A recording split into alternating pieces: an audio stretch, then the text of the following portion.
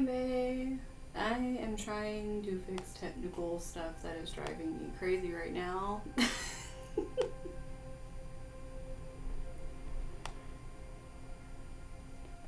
So don't mind the craziness that is happening all over the screen right now. I will get it eventually. I don't know what is up with this.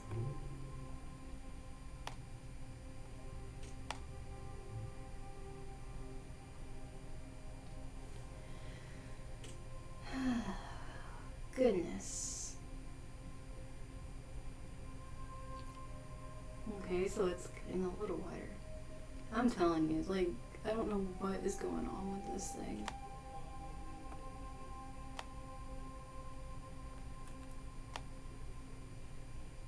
It's like it was set up so nice, and then it decides, nope, I don't want to be set up nice.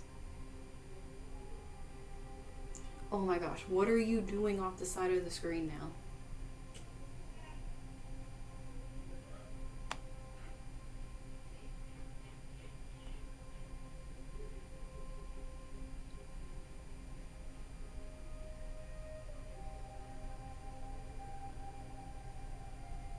What the heck?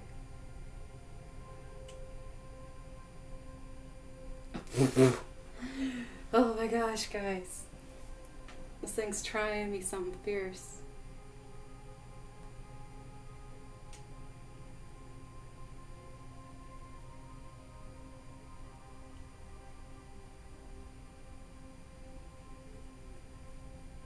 Okay, what the heck?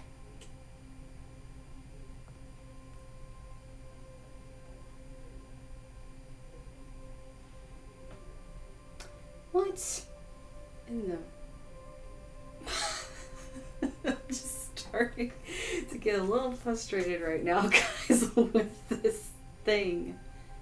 I had it set up perfect, and I go live, and it's like, nope.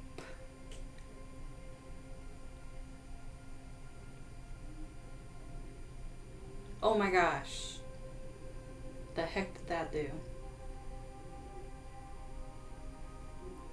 Okay, that just made me sit here and go, what the heck?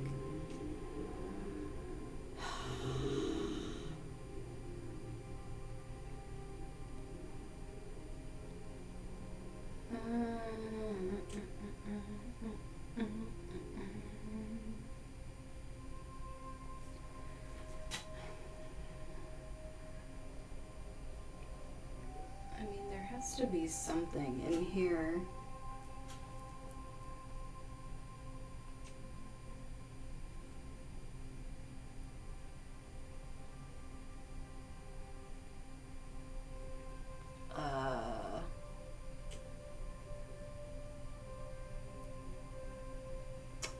Dude, like, quit laughing at me. This is ridiculous. This is how this conjunction's starting off for me, guys. What is wrong with you? What? Why are you aligning top left? Whoa, I didn't say center left. Center? Oh my gosh, where did it go?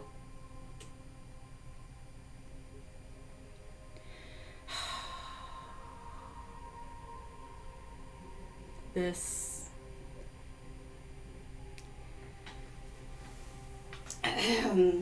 guys.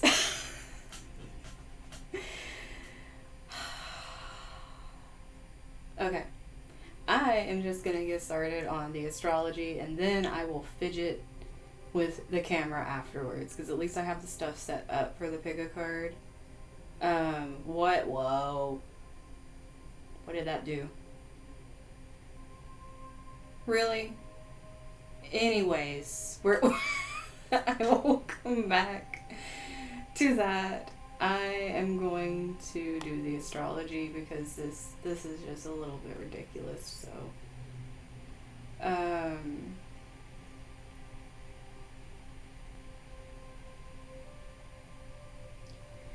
oh no! Don't tell me it messed up my astrology too. Oh my god. This is ridiculous. Hi, Rajan. I just want to show you guys the stuff. Why? It messed up my astrology thing too. Oh my gosh. Okay. It's okay. I can make this work, guys. I will figure it out together with you. Seriously though, I don't understand how this is possible with how everything was set up. Everything was locked in place so it couldn't move, and somehow it finds a way to move. Like, oh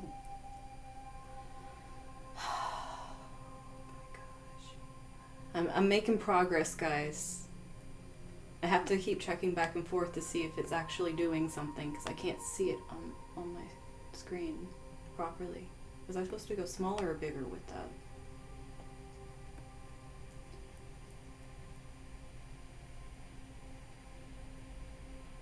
Okay.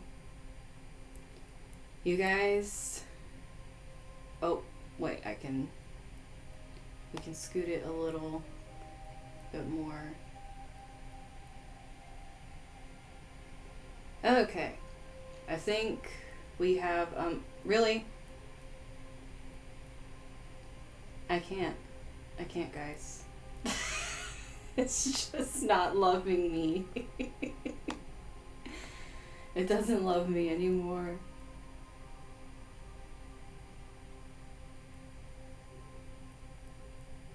It's just given up on me, guys.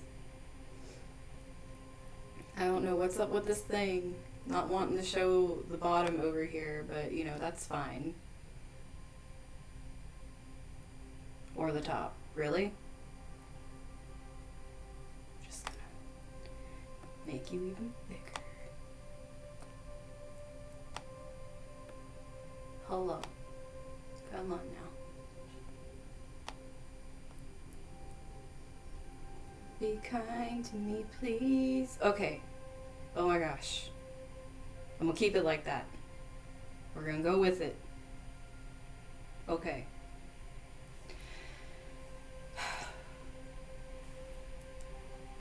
Hello. After like 15 minutes of me trying to get this thing to work. I don't even know how that happened. But we are gonna forge ahead and start talking about this conjunction. Oof. Okay.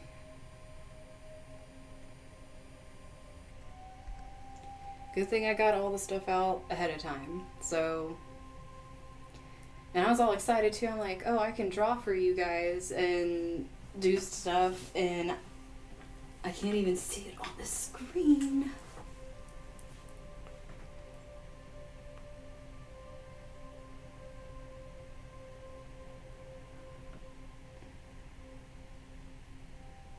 Okay, let me know if you guys are there and that you can see my pencil.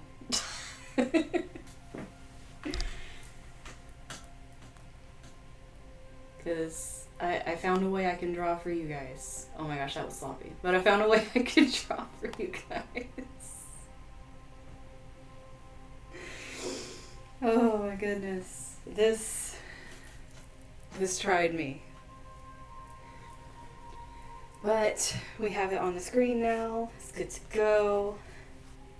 I know, huzzah! We got it on the screen. Okay. Thank you for coming, everyone.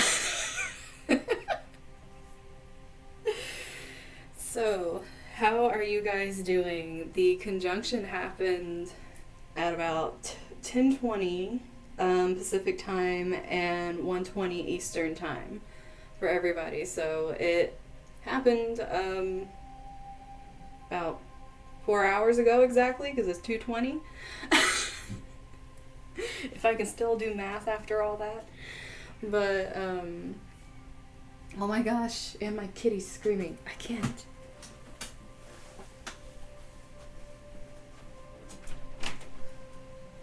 one. What is it?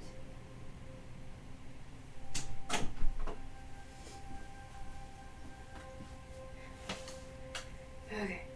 I promise you guys will get information today at some point. So, let's go ahead and get started. First things first, let's go ahead and look at the conjunction, which is happening over here. Our 0 thing happening over here. This is taking place, which is very interesting because this is a chart that's completely ruled by Aquarius to start with. So we already have a Uranian aspect floating around all over this chart. We also have the conjunction happening in this 12th house. Now, we all know that Aquarius can be the sign of revolution, and with it being over here with both of these energies, it's like this. There's two things that can be happening to people right now.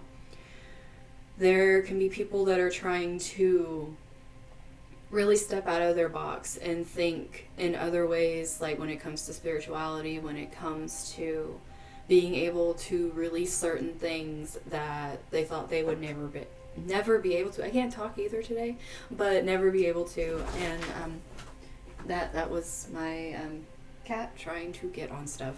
But anyways, this is all about this expansion energy. And if people are really in, especially at 0 degrees, this is like creation. This isn't creativity like in numerology where the 3 is creativity and expression and all that stuff. This is like the 0. This is literal creation. So it's like coming from like the most creative space, the deep soul space of creation.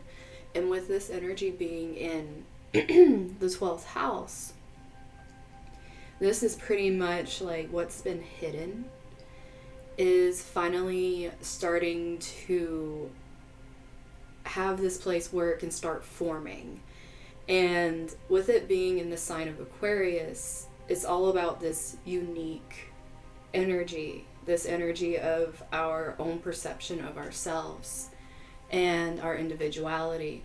But this also is about creating community. This is a whole lot about internet. And the thing is, with this happening in the 12th, I feel like there's a lot of energy that's going to be around the internet, a lot of this hidden energy that's actually starting to either be revolutionized or it's really starting to be looked into a lot more deeper. People trying to expand their knowledge on it. But also a lot of people that are going to be coming out as creators on the internet. But it's going to be more based on the individual and what we can offer to the collective through our individuality instead of following group trends. Which, if you guys start being rude to each other while I'm talking, that's going to be the last straw. But with this whole energy,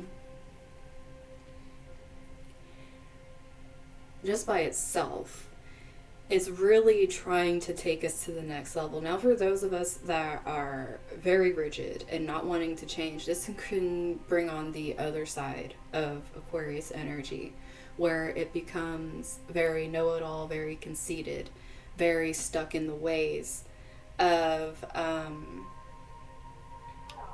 no, really? The phone too? I can't today. Oh my gosh.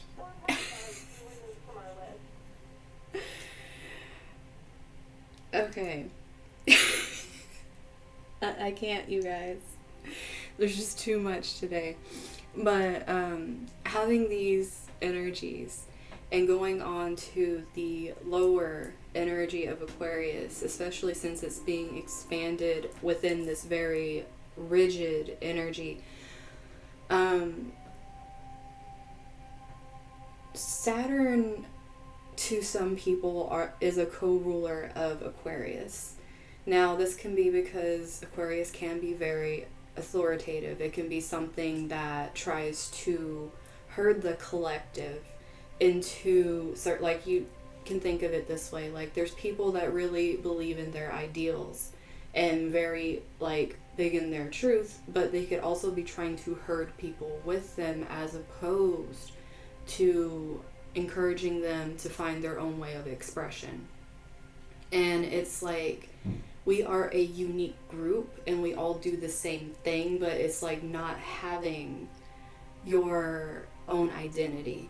And that's something that can happen because there's structure that can be like literally created that people will fall into because they're too scared to step into the energy of being their own individual person. Like, it's something that's daunting. They don't understand it, because that's the thing with 12th house energy. It's very subconscious. It's very spiritual. It's not something that people readily go jumping towards because it's very unknown. It's like an even deeper level of 8th house energy, because 8th house is still very much stuck in the practical sense of things. That's why there's, law and sex and all these things that can come out in the 8th house. It still can be a very physical house, but this 12th house is like dreams and subconscious and really learning to trust and surrender certain things that a lot of people are not okay with right now. Especially with, certain things happening in the world. It's like this energy where, how some of us are in places where we're being made to stay at home right now, and it creates this atmosphere of suppression, and it's because of a certain ideal, and it's not necessarily everyone agrees with it. It creates this kind of brewing animosity because of the unknown. And at the same time, people start getting scared, they start lashing out, and a lot of this is happening over the internet, because you can see with media, there's so many different things being spread right now, but people want to know the actual truth. And that's something that comes from this Aquarius energy, especially with all of the air energy that's going to be playing out, starting with this and going, it's like we have the North Node in Gemini as well.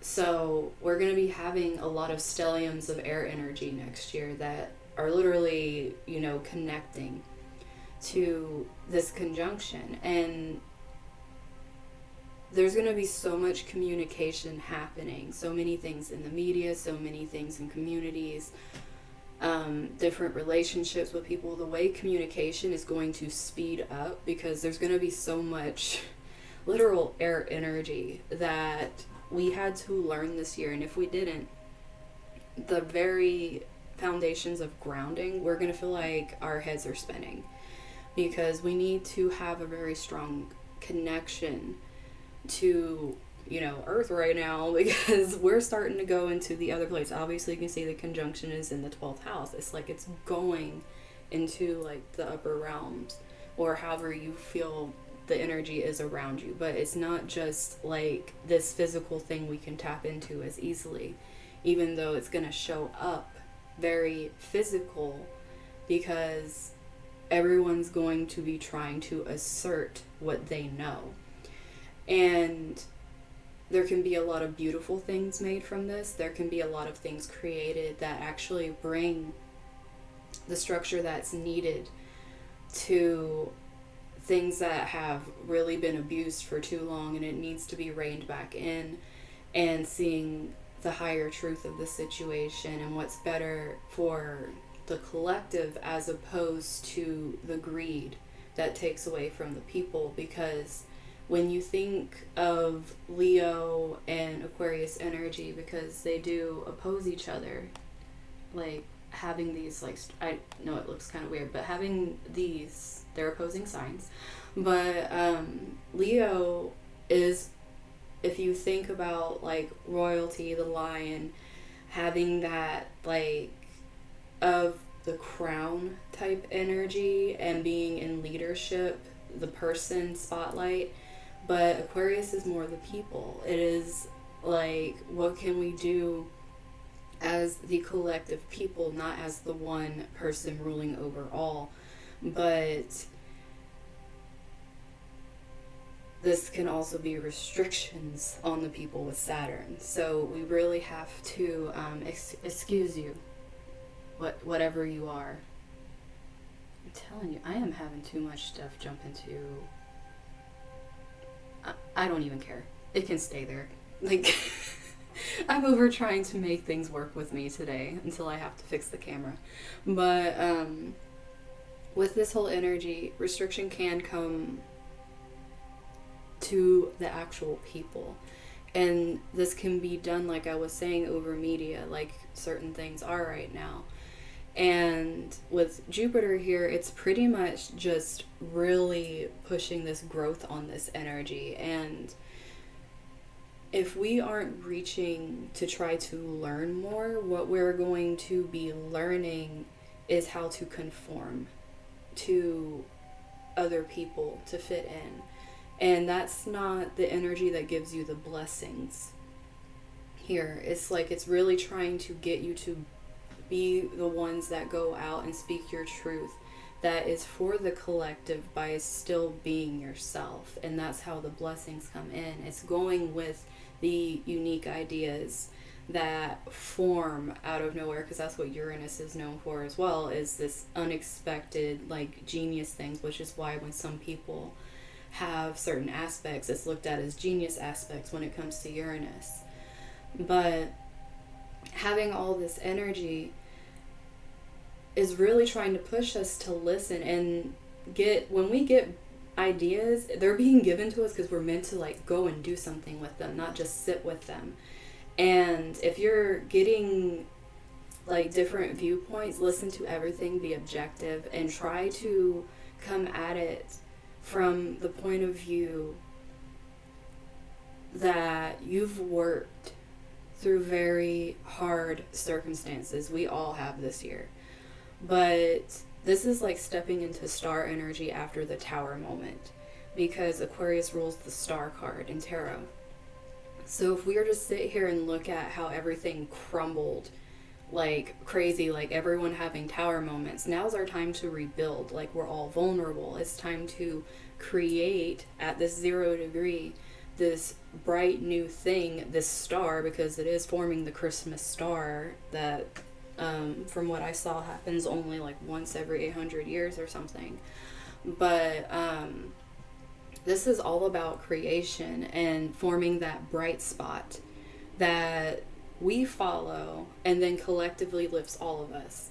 Now, of course, like I was saying, there's going to be the other people doing their stuff.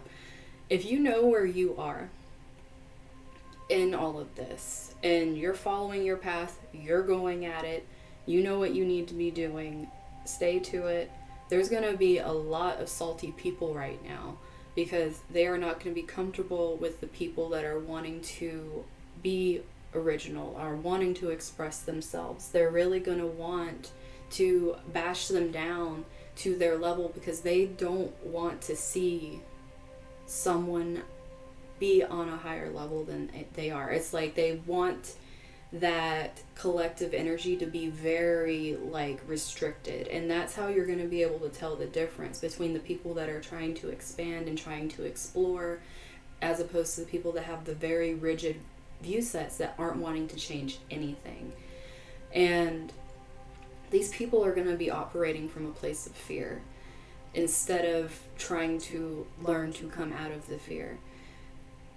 And for those of us that understand it, this is a lesson for us to have compassion, especially with this 12th house energy. It's about having compassion and having this understanding that we're human and we need to be more unconditional in the way we love, especially to ourselves as well, instead of placing conditions and expectations on when we are going to give compassion. Because if we can't do that and we can't look, okay, this person's obviously coming from their own place and their own experiences and allow it to be what it is, then we are going to create a lot of energy for ourselves that drags us down, that makes it to where we are taking away from ourselves as well as try to take away from other people. And I mean, that's mainly talking about the conjunction. So let's go ahead and look at some of this other stuff we got going on, right? So, since I already started talking about Uranus, we're going to come down here and check this out. Now, this is really interesting because it's forming this inconjunct up here, right? To Venus being in Sagittarius. Now, this is at 6 degrees, which in numerology, the planet Venus is tied to the number 6. And so there's like even more energy going between these, especially since Taurus is ruled by Venus. Venus rules both Libra and Taurus. Having this in conjunct here with all this extra Venus energy, especially with this 7 right here, is really about this introspection, and with it being in this house of value, but also being in the house of what we want to leave as a legacy. This is really connecting this energy, and it might feel very uncomfortable. It really will feel uncomfortable because you're trying to bring beauty to a place that more than likely you aren't used to, especially since there's been so much damage to the value we give ourselves as humans. But what's trying to come through right now is really uprooting what has been placed there, what has caused us to devalue ourselves, and to also realize when people are trying to devalue us, and really looking for relationships that are helping guide us in the direction of learning more, not just about ourselves but other people, and expanding our horizons instead of being stuck in the old methodical ways of doing things that are falling away. And it's been falling away for a while, and there's so many people clinging to the idea of going back to normal. We're going into Aquarius energy here and a bunch of other air energy as time goes on this year and next year. When you think of air signs, do you honestly think of normal? Like, let's just be real here. What about air signs is normal? It's like usually Geminis are looked at as having like all kinds of crap going on with them. And then Libra's trying to balance things out, but you know, they want to create harmony in just situations where sometimes it just doesn't make sense and it's not going to happen. And Aquarius is all about being the alien, even if there are some Aquariuses that don't necessarily believe in aliens, but it's like being foreign energy of what's coming in.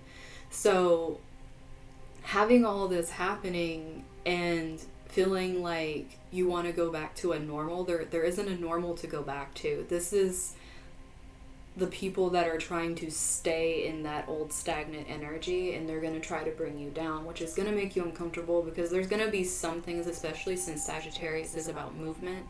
It could be moving away from certain relationships that have caused you for such a long time to internalize certain ideals or certain values, or even your self-value based on the relationship, that haven't allowed you to pursue what you honestly want to put out in the world.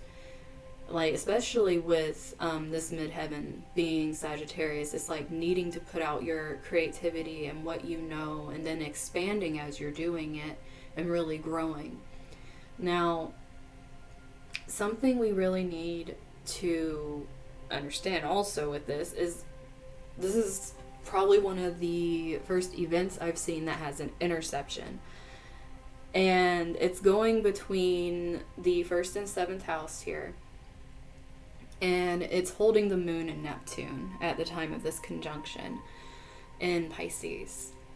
Which, if we're looking at what I was talking about earlier, it just, in all honesty, keeps making sense. Like, it keeps connecting, because with this energy being in the interception, it's pretty much like we are trying to understand how to do this. And it's something you can visibly see on people, because this is in the 1st house. This is like of the body. This is like the first impression you're giving on people, what you're showing the world. And it's what people are projecting onto you as well.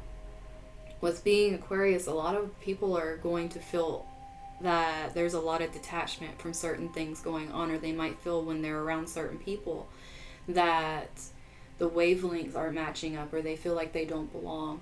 But also there's going to be others that are really looking for that community, and wanting to bring that in and have their actual personality be like the front of a community, which is something that can easily happen for people like influencers and things like that. It's like your actual persona could be the front of a community and people trusting you with that. So you can't abuse that energy either. And the thing is, it's very easy to not understand when you're doing it as well if you're not allowing yourself to be compassionate. If you're coming from a place where you're really trying to tear others down and knock them for what they're trying to do, what's going to end up happening is you're really going against the energy that wants to bless you here, because it's going to be very hard for you to understand why things are really starting to mess up for you if you're very angry and you're just not accepting of what's going on right now. Because this Neptune's tying right back to the 12th house, saying, you know, we need compassion and it needs to be honest. Like, we need, especially if people are feeling you're detaching from them and they feel like they can't connect to you, it's because you're really not tapping into this energy here and starting to understand that the compassion is what needs to be there, not the trying to pull away from everybody. And having this moon in Pisces as well is making it to where our emotions, our intuition is very heightened at trying to pull these things out, but we have to trust it. If we don't trust it, what ends up happening is we go on the other side where we start repressing our emotions. We don't listen to the intuition. We don't feel like it's something that is guiding us in the right direction, and we end up missing the blessings that are knocking on our door, basically. Now, we still have this energy going on over here with both Chiron and Mars and Aries. So looking at this, first off with Chiron, it's trining this Venus over here. And like I was telling you guys, with these energies, there's going to be a lot of healing because Chiron's direct. And it's just like I was saying, if you're feeling uncomfortable in certain relationships or your relationship with yourself and how your value is, it's going to be on your person, because this is also in the first house.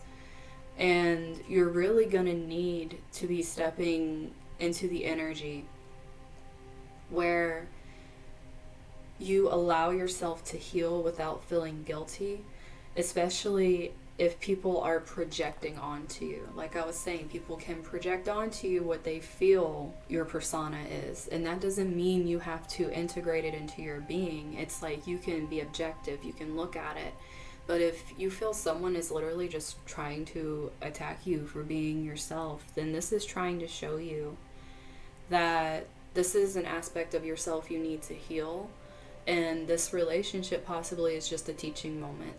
Like, for some of us, it's going to mean cutting cords completely with these relationships, or we're not going to grow. It's going to keep us stifled. And for some of us, it's just learning really good boundaries so that way people can't project onto us what they want and make us, like, go out being what they want. Kind of like robots. It's like allowing people to put their software into you so you're going around doing what they want and being the vision of what they want, which that can happen too. That can be the negative side of being the face of something, because people can be projecting onto you what you need to be showing as the forefront of a community.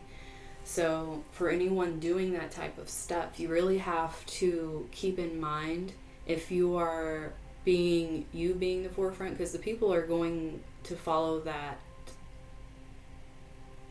connect with you.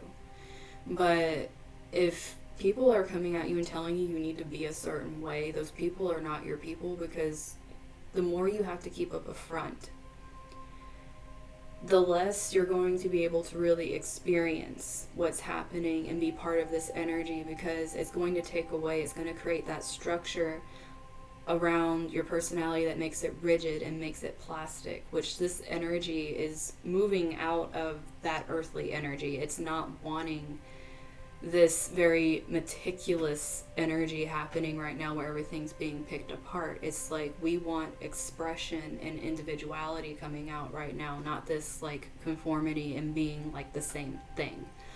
So that's another thing, because you have to look at the other part of this interception, which is Virgo. Now, there is nothing in this house over here, but it's ruled by Leo, which means that for our relationships, we're really looking for the relationships that connect us to our heart space, the ones that help us like dive deep into our soul and understand ourselves, and also that help us heal the inner child, especially since this is ruling the house that's not only relationships, but it's our shadow. And if we allow ourselves to do this healing, what's going to happen is we're going to start understanding why we were always so critical. We're going to understand how to be more nurturing, because that's something that's very obscure to a lot of us, especially like as a collective. We're all going through this thing where we're trying to relearn how we're talking to ourselves, how we're talking to others, because we are a very overly critical society.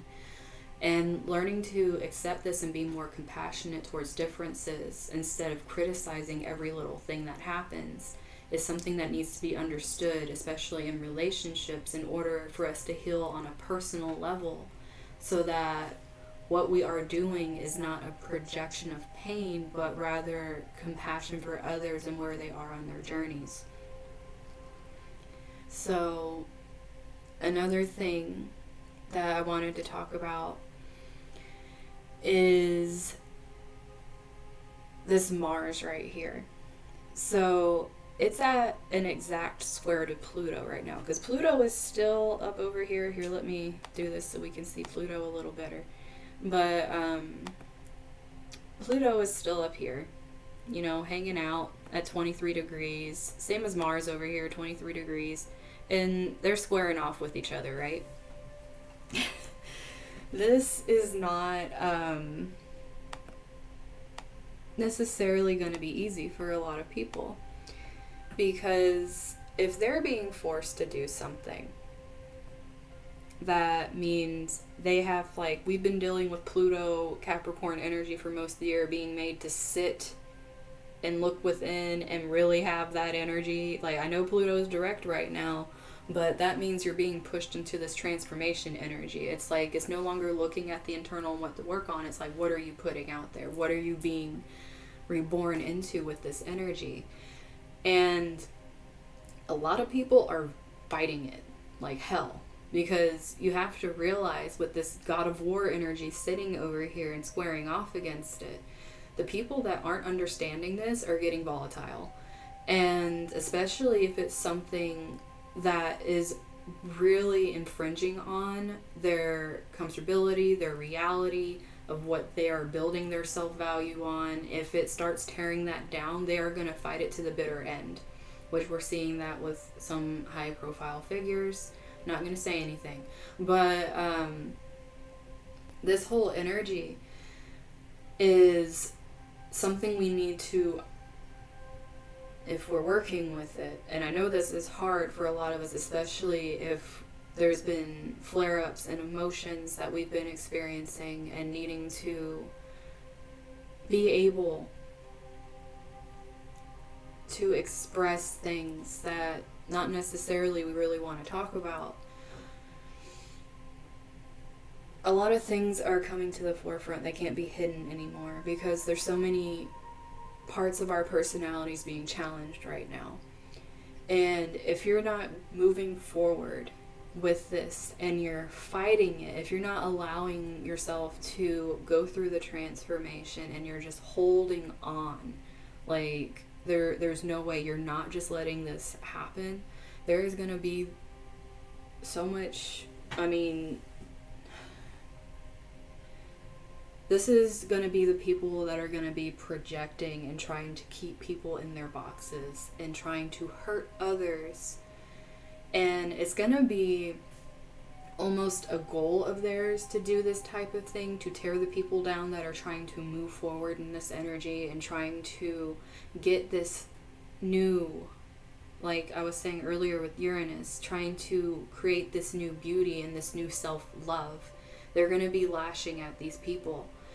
And one thing that we need to understand as a collective, at least those of us that are really trying to work through this process, is that when people do this, especially since this is still in the 12th house, we have to be forgiving, and we have to, like, you know, and being forgiving does not mean you allow them to stay there and stomp on you.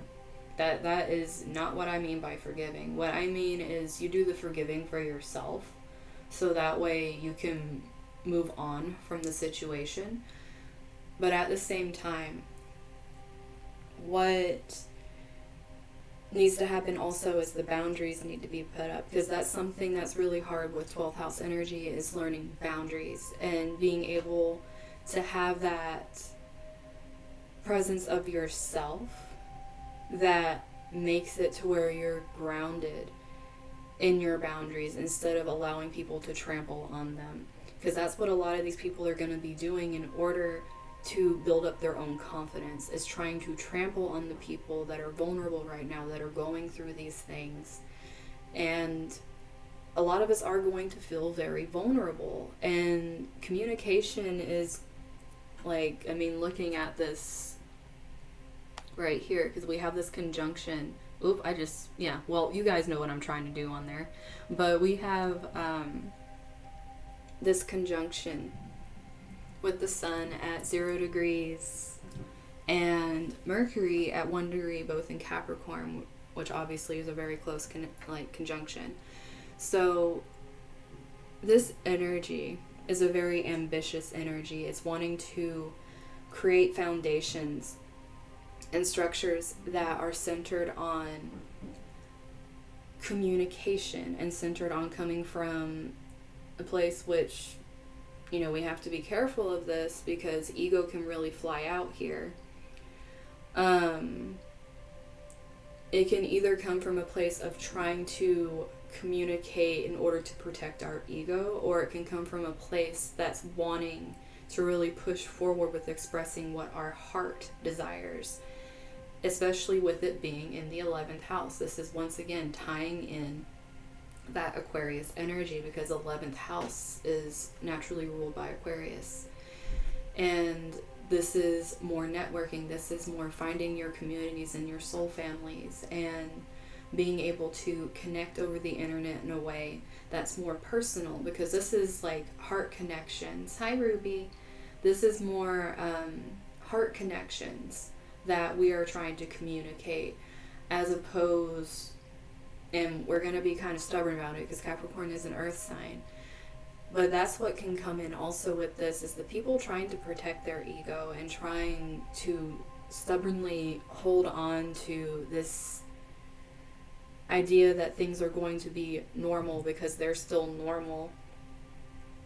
I mean, Aquarius is like astrology and all this other stuff too, so I mean it's like, that's kind of like, if they want to look at normal, it's kind of like a new normal to start going into those type of studies and getting more serious about those studies and creating structure around those studies, which that wouldn't surprise me if astrology did become a structured science, considering that's what's in there and that's just a random thing that came out of nowhere, especially with Jupiter there. That's like higher learning with it. But this whole energy over here, if people are communicating from this place of hurt ego, is going to create this, and these are going to be the same people that are being angry. So like they're going to be very stubborn, they're going to be very forceful, and they're going to be trying to shove you in a very restrictive box with what they're trying to do to protect their own egos. And once again, like I'm telling you guys, because of how all this is connected, and it's hard because it's connected to this like Pisces energy where we are trying to be more okay with expressing our emotions and being more in tune with our intuition. So if we can do that, and it's going to be hard, it's going to be challenging for us, then that vulnerability is going to pay off, because that's what people are going to see, is that vulnerability, and it's going to draw in compassion. Now, obviously, there's going to be people that are not okay with that whatsoever, and they are really going to be doing that shut off detachment mode and pushing. Like, this is a lot of ideal pushing that can happen, and a lot of people growing God complexes, like it's no one's business, or trying to be leaders and put themselves on pedestals like they are above others. And I'm telling you, those are going to be the people fighting this energy, and it's not going to go well for them. It might seem that way at first. It might seem like certain things are working out for them, but Saturn's karma. And having this in Aquarius, it's like the people's karma. Like, what is the collective creating? Like, what part of the collective are you in that's creating a certain type of karma? Because it's like, that's what's happening right now as a group for all of us. It's like, individually, yes, we are responsible for our own karma, but there's like this huge shift of being put on the people. Like, you are going to bring in what you're reaping. Especially with this conjunction, it's like really speaking of this expansive energy of bringing in the karma you're putting out right now. And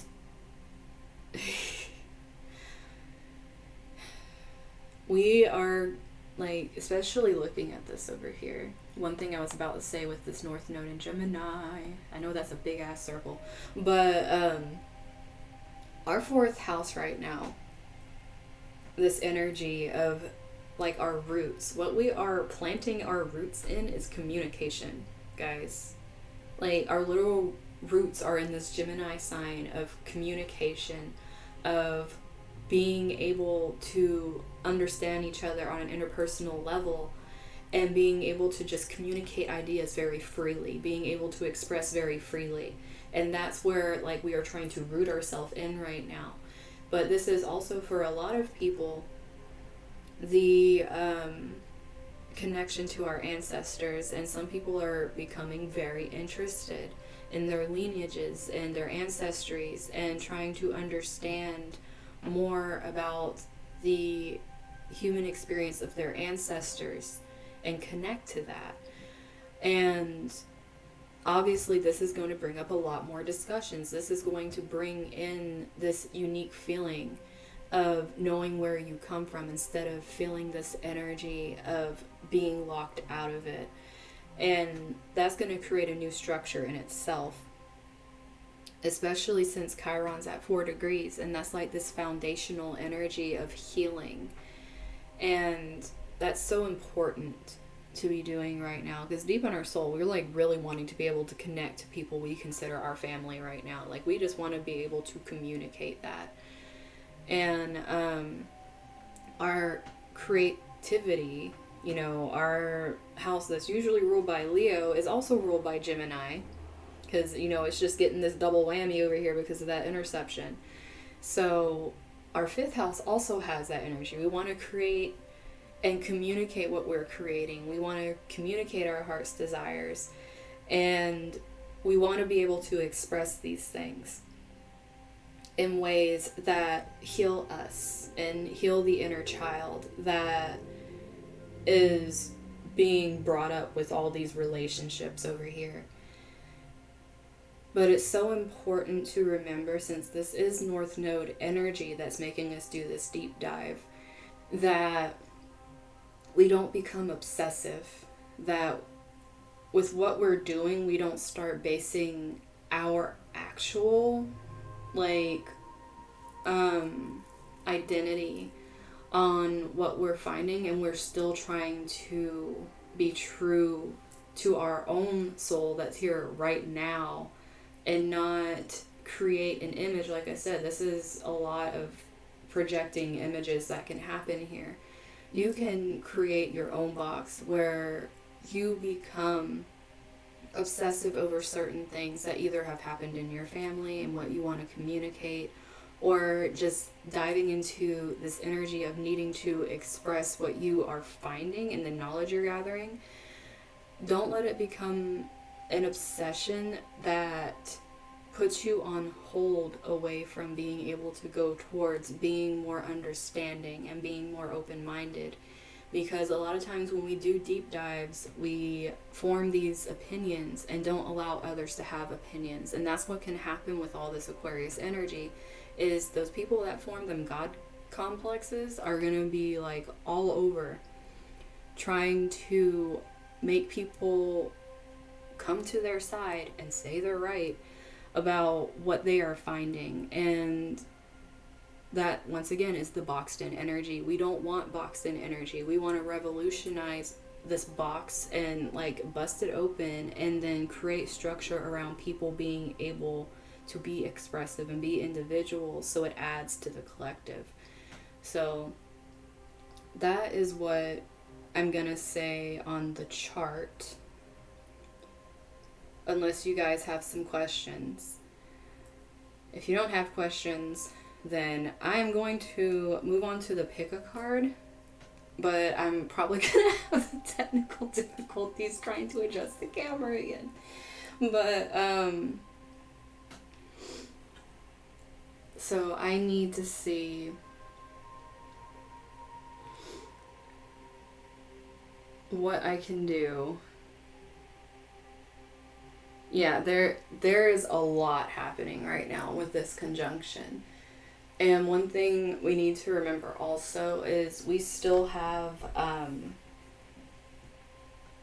the Cancer full moon coming up as well in a couple weeks. So this energy is going to be getting a nice dose of more Capricorn and Cancer energy, because full moons are oppositions. So there's still going to be more getting added to this. It's like, I really feel like this is a kickoff point to a bunch of stuff that's going to be happening, especially with the few glimpses I've gotten of some things next year, because I haven't really looked into next year, but there have been some things I've seen. And there's just going to be a lot of stelliums traveling in signs next year, so there's going to be a lot of energy in our charts that are centered and pinpointed into certain aspects of our lives. It's going to be obviously different on the individual level, but collectively we're going to be feeling it. So I am going to try to get this camera to work for the pick a card. Luckily I already took out the stuff for the pick a card, or I'd be struggling right now, but let me try to get this to a place. Anyone else want to walk outside and scream with me?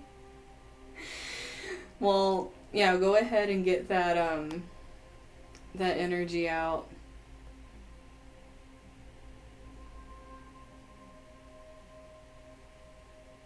Right.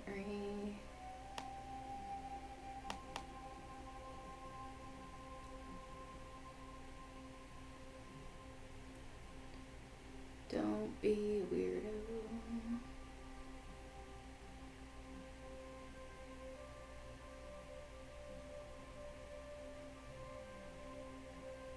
Yep, it is being a butthole. Okay, let me see here.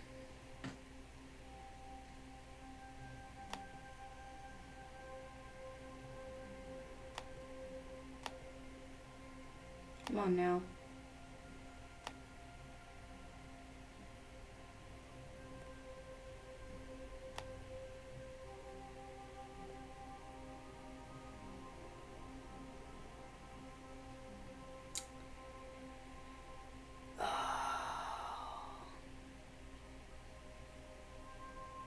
Maybe if I do this, just completely, yes, believe. Really?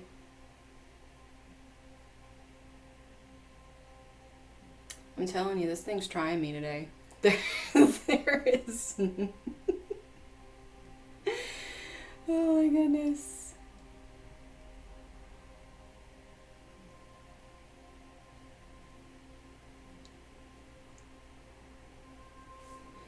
Where are you hiding? It's okay, guys. We'll be in the dark together while I try to figure out how to get this up here. Ah!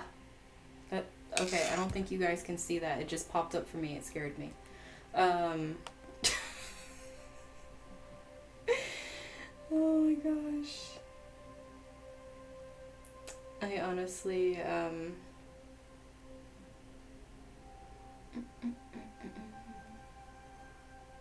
what?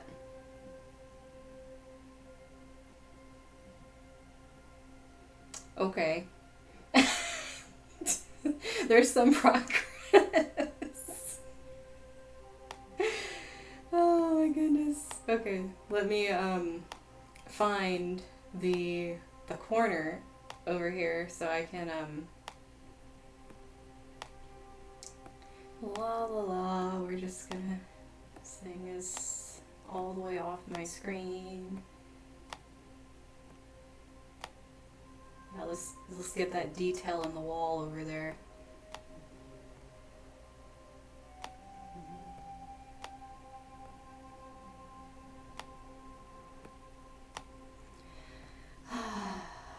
The joys of technology, guys. The joys of technology. And things wanting to go bonkers. I just don't understand.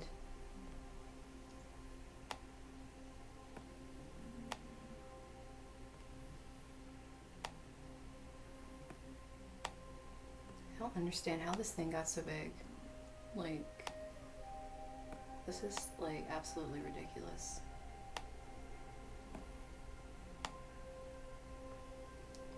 Oh my gosh. How big is this freaking thing? Oh, nope. Ah! I don't... What the flip, dude?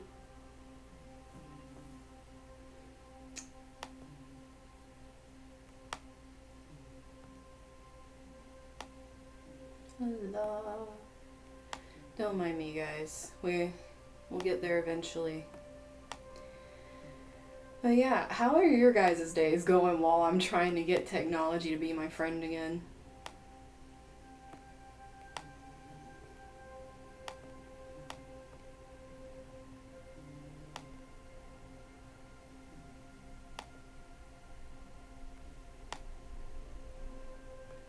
I'll do it.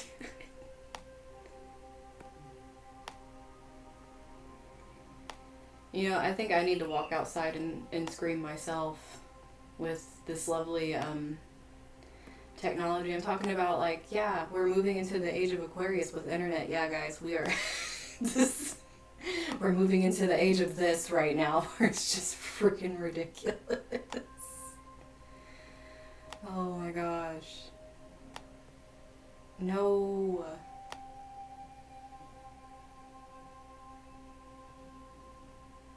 I don't... What the heck is this? I don't even know what that is. We're just gonna... No, we're not doing that. I think I'm making progress. Okay, I'm starting to make progress, guys.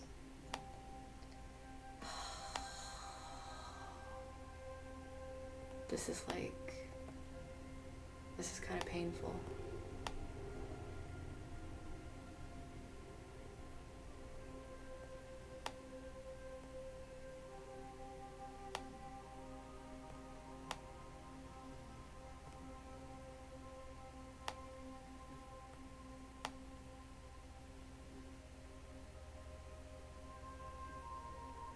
Okay. I think I'm... Am I good? Maybe? Kinda, sorta?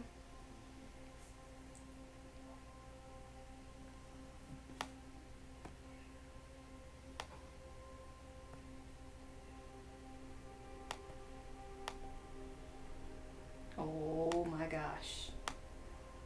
Plus, guys, I'm gonna die today. It's just, it's just gonna happen. Oh my gosh. Please, please be my friend. I just want...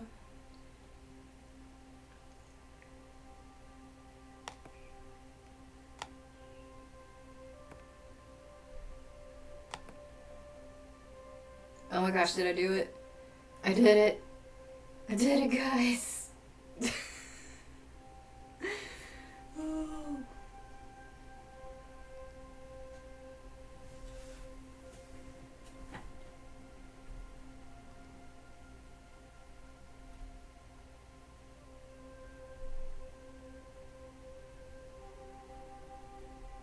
I don't even know how to feel right now. I'm just...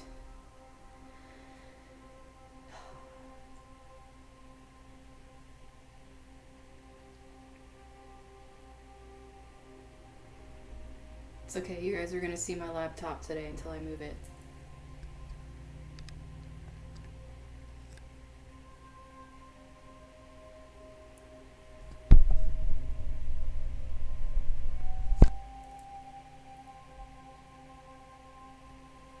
Come on, camera. Be my friend. Just be my friend.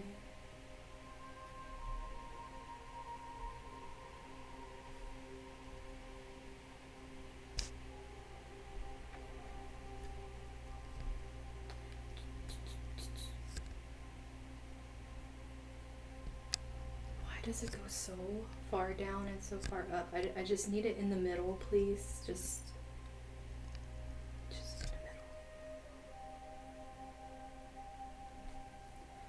I'm getting on the verge of giving up. I'm just getting on the verge of giving up, guys. I'm not trying to rickroll anybody. It's getting there. But, okay.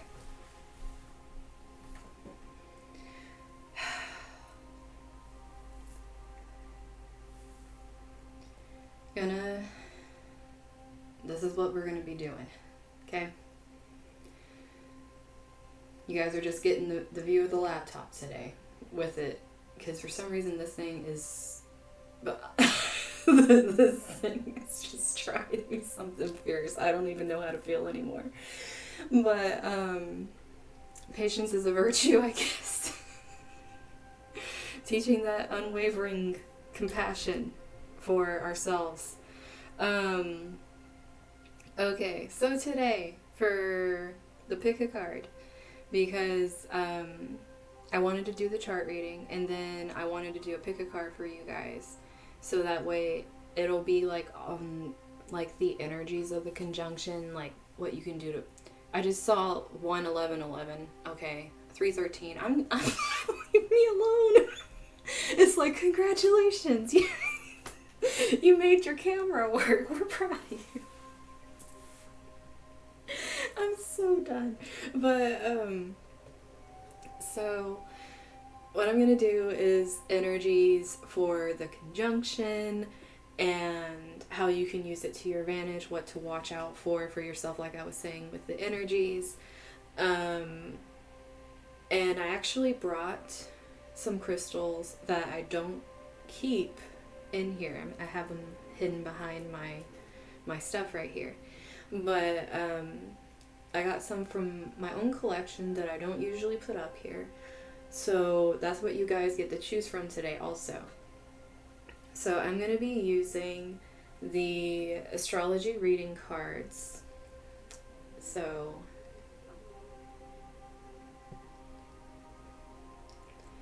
we're going to have that for the main energies. And then I'm going to be using the Black Moon astrology for a little more clarity on the main energies. I mean, I'm pretty sure you guys can understand why there's a lot of astrology coming out with this one. And then I'm going to use the Tarot of Dreams for our tarot clarification. Then we're going to go to the Numinous Astro deck for opportunities and challenges. And then this right here, the Work Your Light. I know you guys are like, wait, we can see crystals now. But for the Work Your Light, we're going to be just getting like any kind of advice messages, or possibly if there's just something you really need to be focusing on. Like, this is going to be like the final thing to kind of wrap it up. So that's what we're going to be doing for the pick a card today. Now I'm going to go ahead and tell you guys about the crystals. So these ones are a little grouped together because one of them is a moldavite.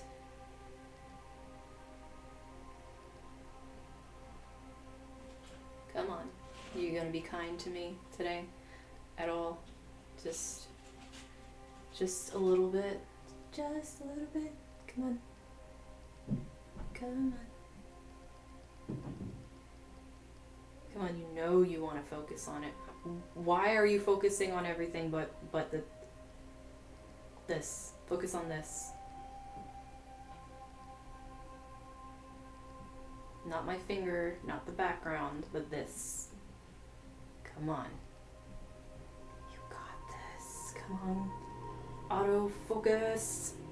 Activate. No? Really? Just gonna... Well, as I give up on trying to make this thing focus, this is moldavite that I actually keep in my own space. This is my little moldavite baby. As much as you can see of it, since it's not really wanting to focus in, but this is moldavite. And then what I keep with it is this little crystal known as the Super 7 crystal, which has multiple crystals in it. You can kind of see a little bit of the banding in it once it stops trying to focus on everything except the crystal. But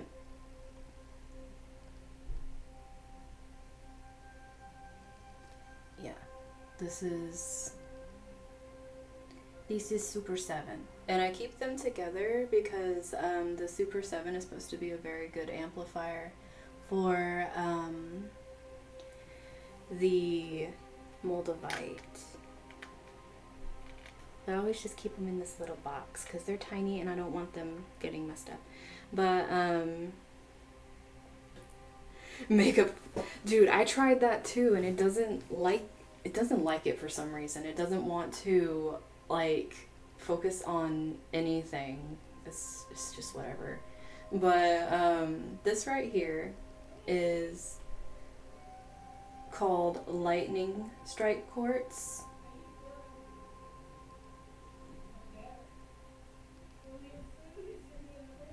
So this right here, I'm not going to say properties because usually, like I say, I don't say properties until after the readings. But this is, I really like this crystal. And like I said, this is from my own personal collection that I have. So, yeah, this is lightning quartz. Once it decides, okay, ring light, yeah, just enter yourself into the thing, that's fine. But,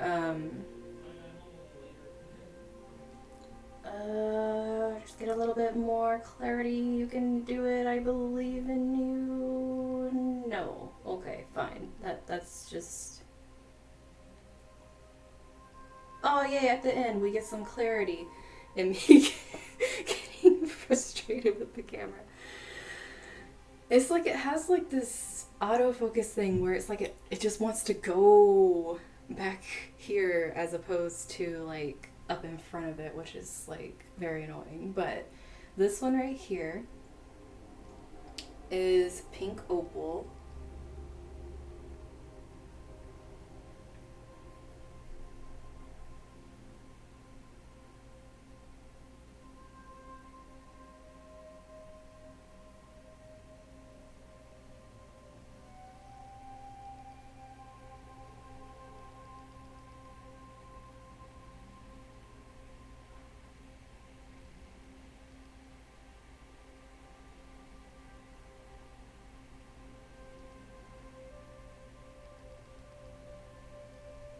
Okay, it was liking the pink opal. Okay, there we go.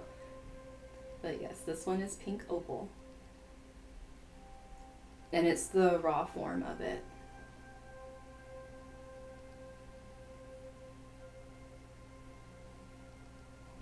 So we are going to put that one down for our third choice.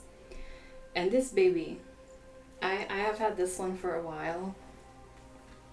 This is my Dragon Flame Septarian. Just, I love it so much.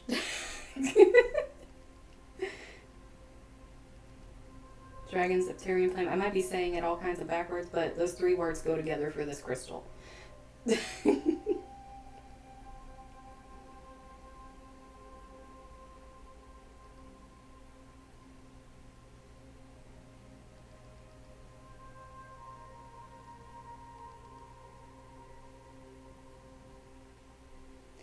But yeah, that is this big baby right here.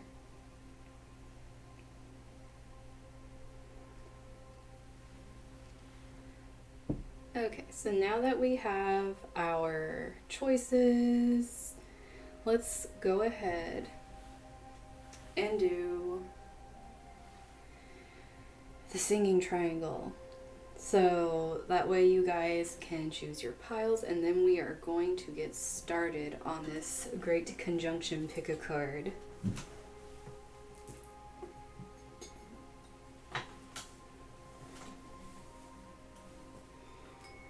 Okay.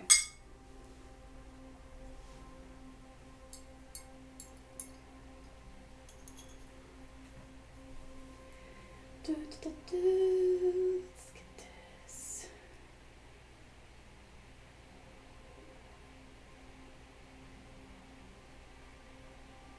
Don't worry, I'm not doing it yet. Like, it's just I'm just getting it ready. But okay, so let's go.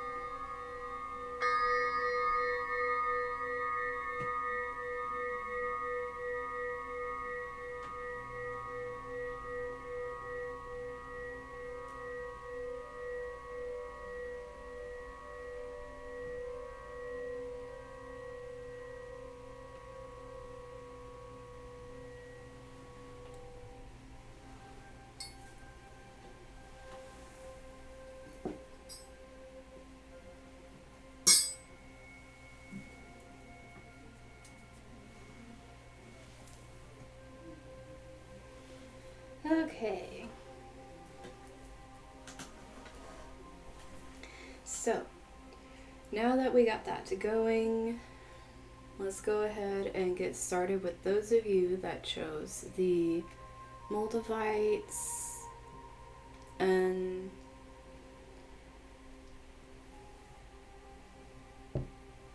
the Super 7.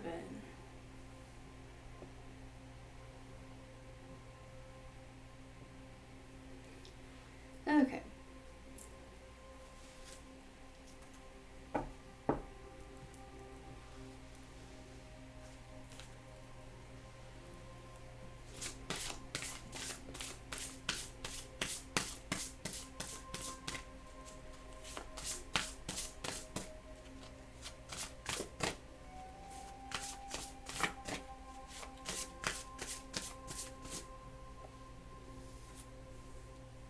I like how I randomly talked about the Cancer full moon, and it's Got Cancer coming out in reverse for you guys already. Got Vesta.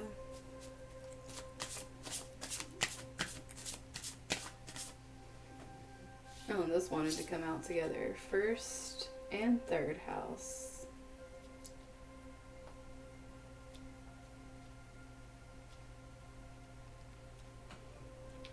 Gonna scoot a little bit. Give me some room here. But, so with this energy, this was a lot of what I was talking about. Well, obviously it's for the conjunction, so we're going to be seeing a lot of what I talked about. But this whole energy here, because we already have the first house, which I told you guys how that first house energy is going to be for everybody since it's very Aquarian. Plus it has the interception in it as well. Now, what's interesting is we have third house energy coming up here, and it's like I was telling, for this group specifically, it's going to be harder for you guys to communicate, especially since it seems like for you guys there's going to be a lot of projection. There's going to be a lot of people's unstable emotions coming out towards you guys because you're really being called to react with quiet dignity, which is a lot like I was saying about the compassion, being able to be forgiving, but also putting your boundaries up and not allowing them to keep doing these things. Because this communication with the third house that is coming in for you guys is something that isn't going to sit right, because it's going to be very pushy. It's going to be something that for some reason I keep feeling like, you know, the younger sibling, like you're like not, you know, as developed. Like you might get put down in those situations because, you know, you are sharing your emotions, and people might be discarding your emotions as well. But this is something they're trying to make you conform to with this first house. They want you to be what they see, as opposed to allowing you to clearly communicate how you feel and what you want to express. And if you come into contact with that, which this group really seems like it's going to be the group that's coming into contact with people doing that to them a lot, you're really being called to just keep your center and be grounded and know that your energy is what you need to be protecting right now, as opposed to fighting with these people, because they're not going to, it's like I said, the people that are doing this are not going to see or want to listen to what's being said, because it's a direct attack on their reality. So for you guys, it's going to be very important, even if you feel like things are very harmful to you, if there's things coming up with family that are very harmful and destructive, especially if there are communications between your siblings that are destructive, you're going to need to be able to understand that what the world is seeing isn't the same as what you know deep down, and you need to hold to that no matter how these people are saying that you need to be. The second house, guys, it's like I was saying with the second house, there's so much in this with value. I mean, we had Uranus and Mars in there, and it's like I was saying, those people, like, the communication isn't going to be nice. They're going to be really, like, these are going to be the salty people that are coming out and trying to keep your self-worth down and in the mold, instead of coming out and being able to express yourself. So it's definitely going to be a big theme for you guys. So let's see if we can get some clarifiers on some of these astral energies. Ooh. Okay.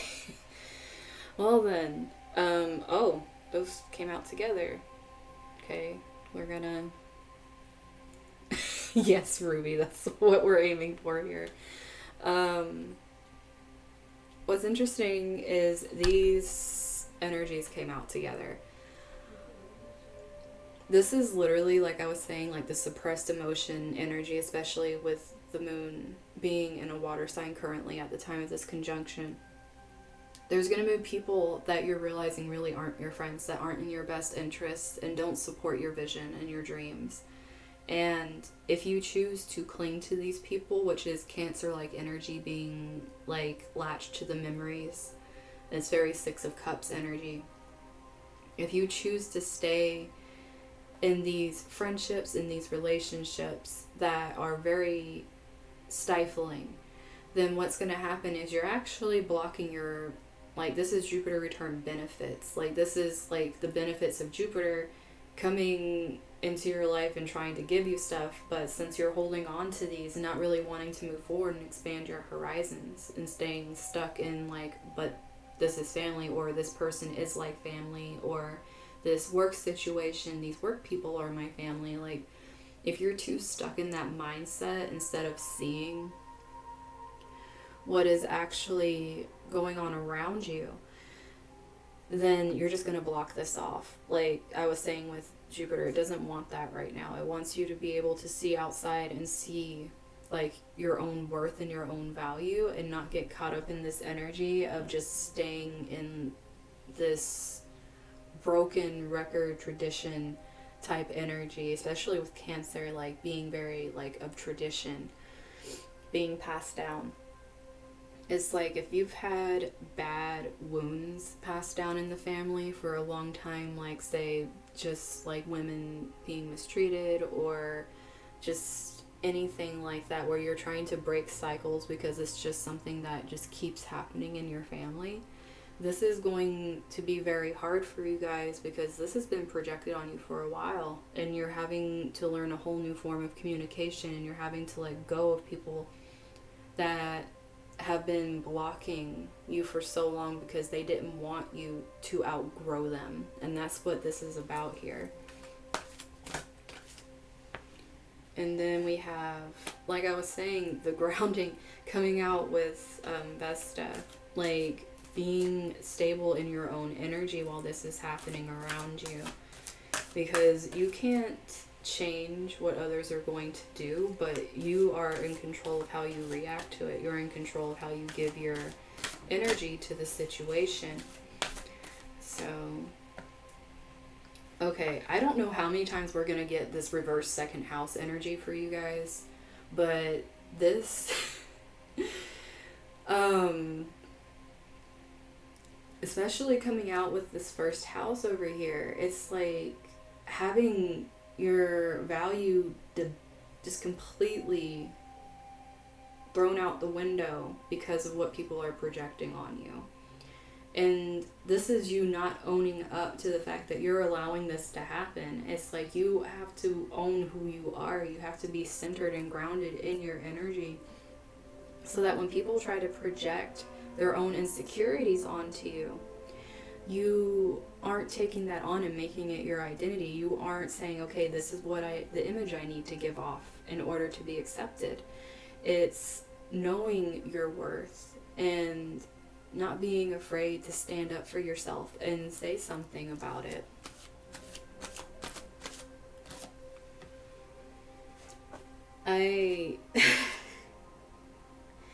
Communication reversed, and then we have Libra, balance reversed. Guys, if there are certain relationships that you know are not salvageable, and you are trying with things just aren't clicking, you can't get this person to understand you, to understand your emotions, to understand what you're trying to express and what you want to put out in the world, and you're trying to find some kind of harmony and a something, whatever it is, that doesn't exist. This is literally saying this can't be harmonized. Like, these things can't work no matter what kind of relationship it is. If it's doing this, then you can't have this centered energy if you are just allowing because seeing this in the middle is like you sitting in the middle. Like, this is, for some reason, it's reminding me of Bae saying that she wanted to run outside and start screaming. But this energy right here is pretty much just, being in the center of all this chaos and not allowing people to make you feel like you have to have a certain image to uphold, when in reality all that matters is that you're comfortable in yourself and that you're walking and being comfortable with that and feeling safe. Like, this is very like root energy, feeling safe in your energy. And if you're not feeling safe in it, then that's the chakra you need to be working on. And then we have Mercury retrograde, reinvention reversed here. What this Aquarius energy is all about, being able to reinvent ourselves, be original, do these different like out of the box things. And to have this coming up in reversed and having this third house and having this Mercury energy, it's like being extremely stifled and being able to communicate this new, it's like if there is a situation where you just cannot get through and communicate what you really need to say, this is like pretty much telling you like it's okay to like back away from it. It's okay to not put all your energy into this, because nothing's gonna, it's reminding me of that card from the Moonology deck, like nothing's gonna come of the situation. Because it's almost like they are trying to block this new you from coming out because they can see it. And why are you scratching the door? Is that necessary? Guys. Okay.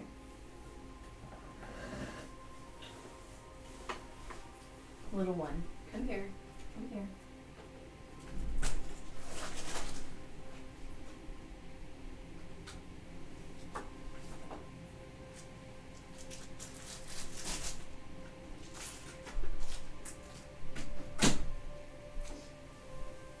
Sorry about that. My kitty was once again doing something.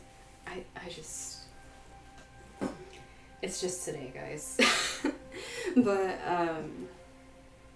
with this energy coming out over here, it's like the Two of Wands is all about realizing that you have the world in front of you, like opening your views, knowing that there's all these different like expansive opportunities for you, and having this reversed over here with all of this crap. This is even bringing up the Mars and Aries situation I was talking about. These people are going to be rude, and they're going to be really like dashing your hopes and dreams here, and they're going to be sitting here like you're just a drifter or something that doesn't understand how the real world works. Well, the real world is changing, and like it's been changing, and some people are, like I said, they're very stubborn. They're going to hold onto this. And if you're moving forward and you want to keep moving forward and they don't want to go with you, don't let them hold you back. Like,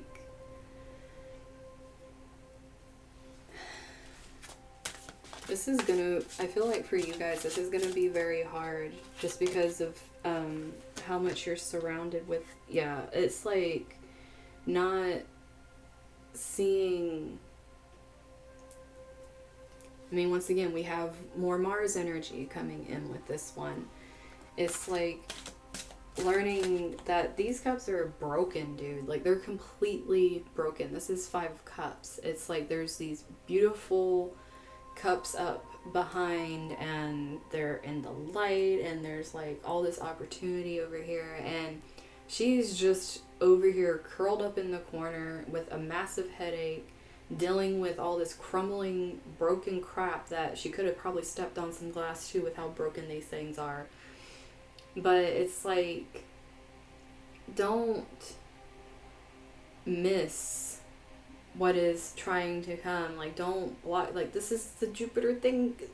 Jupiter coming in again. Like, look, we have cups to give you, and it's being shined on from the heavens here. It's a complete miracle blessing type thing. And you know what? You're choosing to block it off, especially since cups is water energy with this Cancer energy.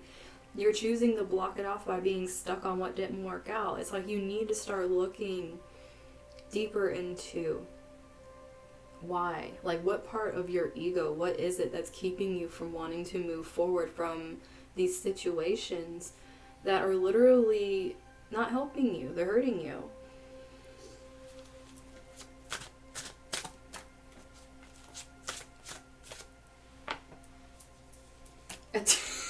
So after, see, I'm telling you, this is like in the middle of everything. This energy is like smack dab in the middle of this roller coaster, because we have, like, you know, this goddess energy being grounded in it, and then we get the Nine of Cups, just wish fulfillment. Jupiter's on here, Pisces energy's on here. It's like, if you guys remember, Jupiter, like, in the chart I was looking at, was in the 12th house. That's like that Neptune Pisces house. And it's coming out with this energy. Hey, you want those hidden blessings that are in there? Ground yourself in your beautiful energy while all this shit is going on. Like, I almost smacked all my cards off. While all this shit's going on around you, it's like, you aren't going to be able to be in this energy if you're stuck on the fact that you lost things. Like, these things weren't meant to be forever. And for some of you, it's really going to hurt to know it wasn't, because this is very deep emotional ties here, especially with Scorpio coming out as well. But this energy, when you're in this energy, this is like perfect contentment, like wishes coming true, things you worked for, being very stable in it. It's like just allowing you to blossom in this energy. No matter what the chaos is going around you, if you're like moving forward in this energy, you're getting your blessings. Even if everything is going to literal hell around you, it's like you're still getting your stuff while you're watching things. But you have to be aware of it. You see what I'm talking about here? Like, come on, people. The Ten of Pentacles reversed, coming out on this energy of allowing others to project onto you what they feel you need to be doing with your life, or what you need to be doing with your image. You're going to lose out on not just, like, you know, valuables and money and security, but your self-worth. Like, it's gonna just completely diminish it. And you need to be able to not only call these people out, but call yourself out, because, like, this is you throwing away your own value by doing this as well.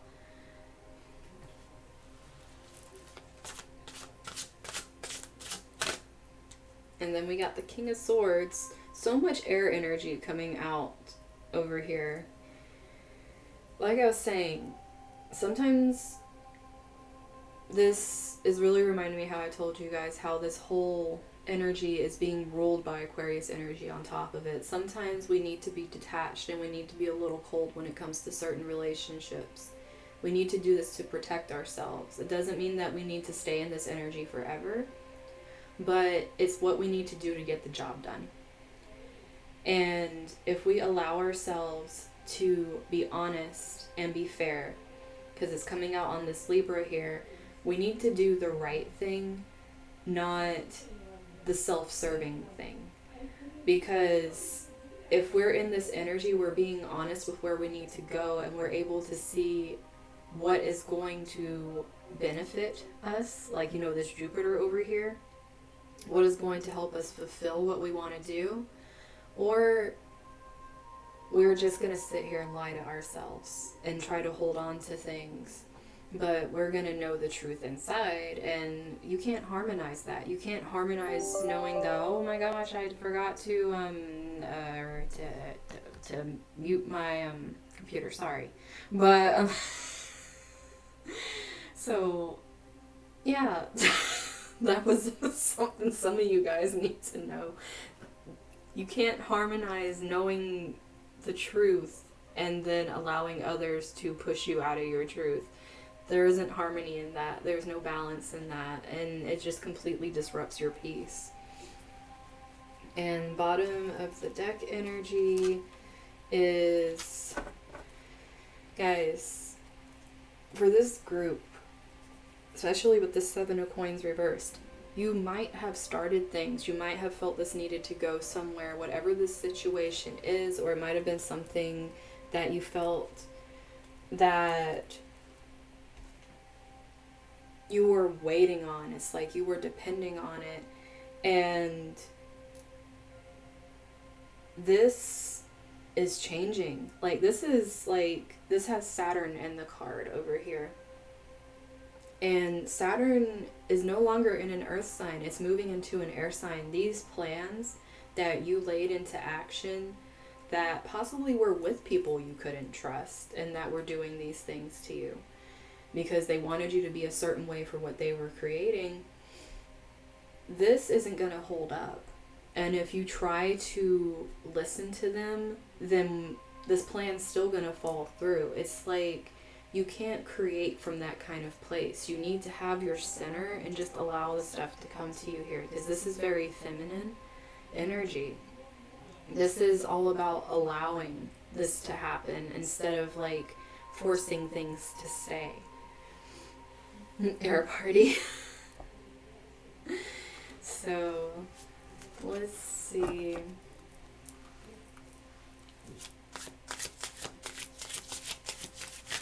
Oh. Trying to fly out. Aquarius. Okay, this is straight up what I've been telling you guys the whole time over here. This energy does not like... I feel like no matter what I'm doing today, everything is just so loud around me. I really hope you guys can't hear the conversations that are happening everywhere. But this right here is what I was saying. Like, this even says the innovator here, and it's reversed. It's like you guys, if you allow this to control you, you are going to completely miss out on what this energy is trying to bring in. And what fell out with it was also Mars being reversed, and it has action on it. It's like you not taking the action in this energy to do what you need to do. It's like just allowing... This isn't the right stuff to allow here. This isn't what is going to help you. If you're not taking action to get... or even like having the action within yourself to allow people to exit your life, because it can work that way too, where you just try to cling, especially with the Scorpio energy. It can make you try to cling to things and try to keep it as yours. It's like having both of the Cancer and Scorpio energy with it. But if you're feeling anger at things exiting your life, you need to reevaluate why, and you need to see where you are. Because that happening right now, when literally we're going into this whole feeling of this stuff needs to change, and we've been, like I said, we've been doing this for a while, like things need to change, but now we're at the pinnacle here where it's like, okay, I've been saying this since, like, I don't know how long I've been saying this, but we're finally here. We're finally at this date where the pinnacle's starting. So it's all about what you're choosing to do with it right now. What? You flopping out at me. Then the Alchemist. This is the Virgo energy I was telling you guys about in the reading that you need to understand in order to work it into your relationships. Because that interception that's happening is happening with Pisces Virgo, and this is coming up here. This is you understanding this energy and being able to use it to your advantage and grounding yourself in your own energy and what you're working towards, and having the detail-oriented mind towards what you can accomplish as opposed to what you can tear apart. Because having the Alchemist is like you're just manifest away and just create. Oh my gosh. Okay. Hi, hun. But this right here is like just major manifesting energy. It's like create your vision here. Get down to the details. Oh, it's okay, Owen. You won't believe all the technical stuff I went through today. It's okay. At least the camera and stuff's working now. But, like I was saying, this is all about being able to work with that energy and understand what we're having trouble with right now. These are the people, like I said, that are going to be in the middle of the chaos, understanding and working through it while everyone else is just going crazy. And you guys definitely have the capacity to do this. This is the reason it's sitting the center of your guys' reading here, is because, like, literally, when you're centered, this is what you're going to be able to do when you're not in these other people's energy. Now, the more I'm looking at these two, I feel like these energies might actually be separate from each other, because this seems so emotionally tied, and this seems more projective because it's more communication based. So this is more logic and you trying to understand logically, and this is more the emotional side that's coming out here. So there's going to be tons of energies around you guys. It's not just going to be emotions, it's going to be the way people are thinking, trying to understand things. Like, we have the Voyager here with Sagittarius energy. And it's like I was telling you guys. And we have the third house again, guys. Reversed.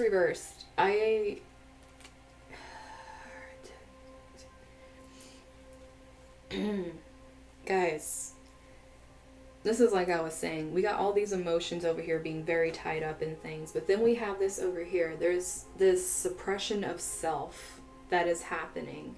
That this Sagittarius energy is just like, oh, what the hell? Because it's like, this is the Venus energy that I was saying, because this Libra energy coming out here, it's like these relationships that the Sagittarius energy is wanting us to go towards is helping us grow. It's not wanting us to get lost in this, like, old ways of devaluing ourselves, allowing others to tell us what our image should be, feeling like our worth is dependent on status, that, like, standing in our truth isn't the right thing to do. It's like, we need to quit allowing people to stifle our communication, and we need to be honest, because if we're not being honest, all of our honesty is literally getting snuffed out, and our reality is going to be this fake facade that others are telling us we need to stay in right now. And hey Sarah. And then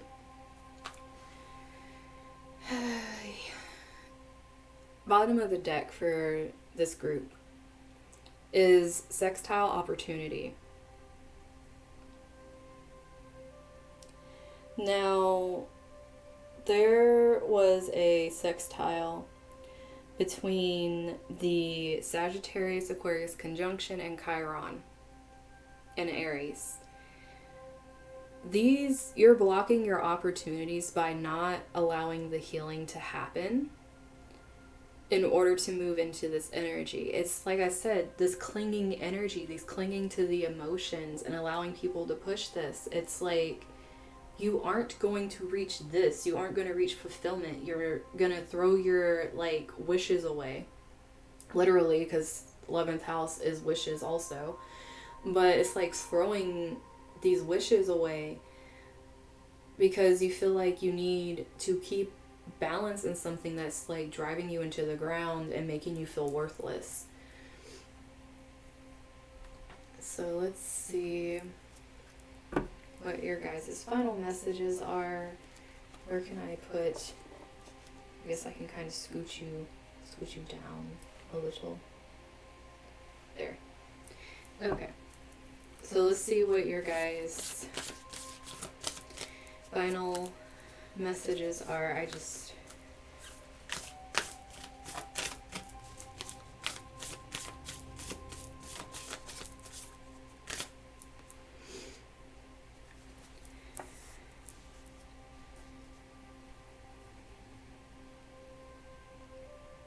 This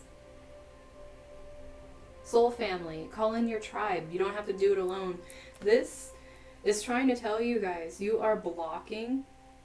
Literally, you think you're holding on to this because you won't have anybody else, when in reality, when you let it go, that's when this is coming in.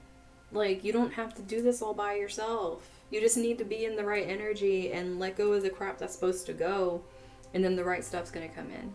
Like, you feel like you're desperately clinging to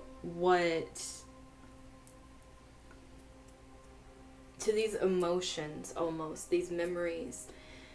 And these aren't going to help you. You need to clear space here in order to bring this in. Like,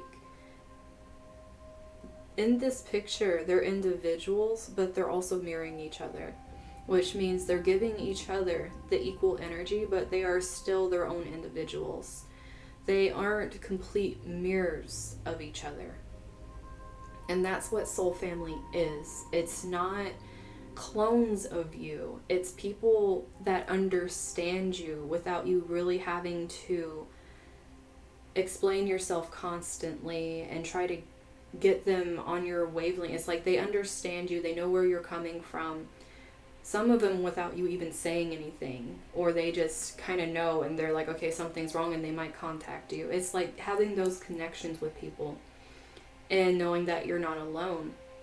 Which, with the relationships that this energy is holding on to, you're going to feel very alone. You're going to constantly feel like you're stifled and alone. And like your friends are just, or whatever relationship this emotional thing is attached to, is just going to keep you from being able to express nurturing energy towards yourself as well.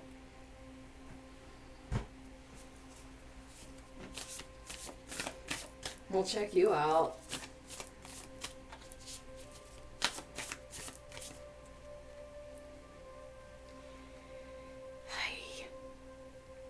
See, like, this is what I was talking about. Like, this is deep replenishment, retreat, rest, and be held. This energy right here is allowing yourself the nurturing. This is like,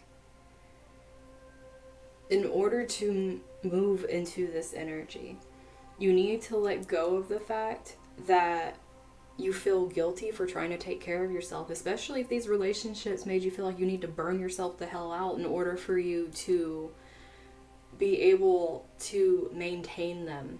Because if your emotions are being manipulated to the place where you feel guilty for even doing something that's healthy for you, then you really need to take a step back and really like take stock of what you're allowing in your life right now. Because this is, like I said, there's things here that can't be harmonized. And if people aren't allowing you to rest, if they're not allowing you to nurture yourself because they are constantly taking from you, how do you work with energy when you don't have any because you're giving it all to this? You can't manifest from an empty cup, guys, or broken cups for that matter. You can't do that. It just doesn't work. So you need to be able to take care of yourself.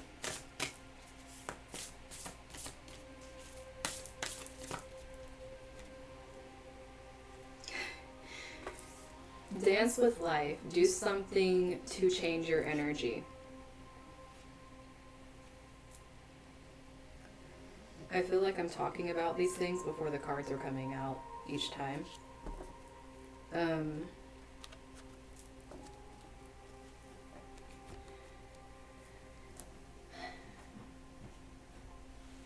With this dance with life, connecting this Virgo and Sagittarius energy. And if you remember, the Virgo energy is intercepted in the 7th house, and Sagittarius, Venus is currently in Sagittarius. To do something to change your energy, you need to be able to inject some more joy into what you're doing. And if you're around people that literally have you in this constant state of just being upset all the time, that could be big red flags that this isn't working for you. And it might take time to work your way out of these situations, because some things are going to be more complicated than others, because we are working out of earth energy and trying to transform it into like this more air energy that works quicker.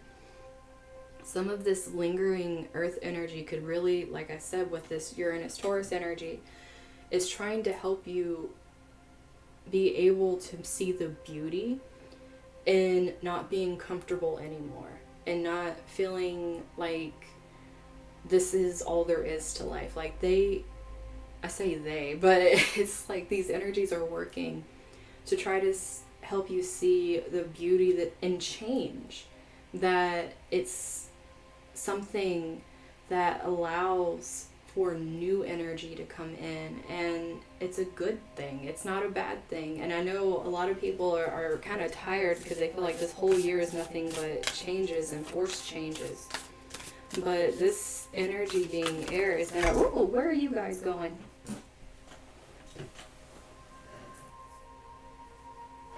Oh, they wanted to fly away. But this energy is a lot more oh my gosh, I love this, because this is coming out on all of this energy that is like, you guys aren't speaking up for yourselves, you're placing your value in all this other things, or the image that people want you to have.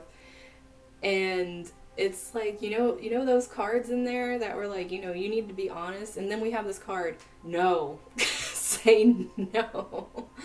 Pause. It's like, guys, get your heads on straight before just allowing people to continue to run you over. Because if you can't communicate a very clear boundary here, because it's literally saying, like, it has lightning bolts and all kinds of stuff, it's like, make people wait on you to find your center. Like, if they're really there for you, they will give you the time and space. If they're not, and they keep infringing on your boundaries, and you've said no, then these people don't respect you. This is this group over here that you're possibly holding on to with very heavy emotions.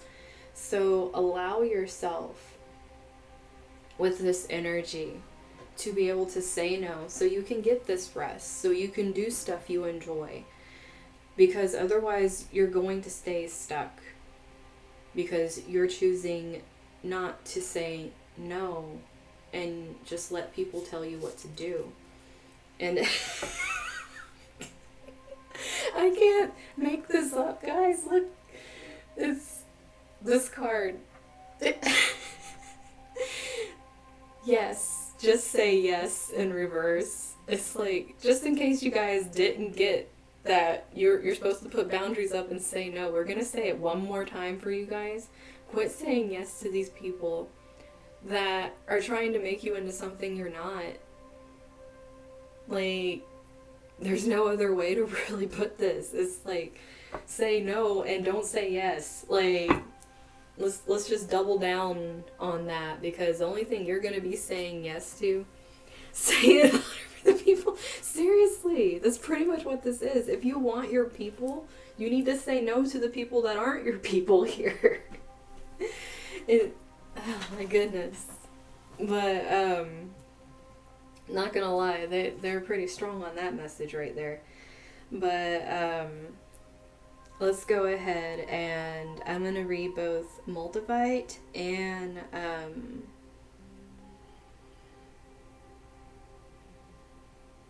the Super 7 to you guys. So, Moldavite, which is our little one that it completely did not want to zoom on earlier. And I don't have my light on, so you can't even see it. It's cool.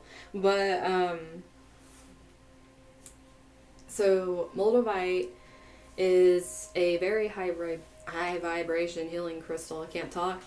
It resonates with energies that go above and beyond the earthly planes. Oh, you got a piece of moldy. That's so cute. But, most people feel a strong tingling sensation by holding it. It's great for meditation.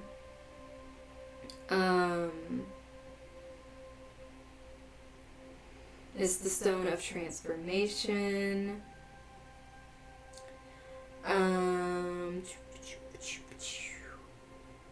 Let me see if I can find some more things for you guys. So it's good for counteracting cynicism. Oh my gosh. Okay, like I was telling you guys, these people that don't believe in you, let's just counteract that shit. It connects even the most world-weary adult with the wonders of the universe. Man, okay. Eases away doubts, even when the cause is unknown. Calms worries about money by providing solutions not previously considered. I'm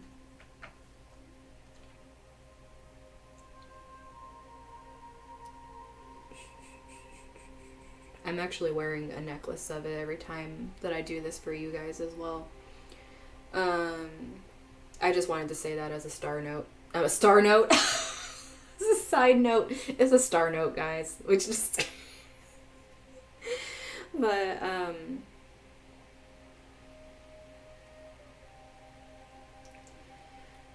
it works, extremely well in combinations with other stones that have crystalline energies of quartz varieties.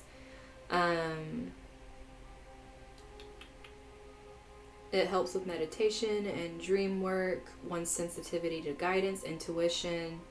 I like how I was talking about the thing where you pull in the people that you don't even have to say anything and they understand you, and it says telepathy here. Then we have...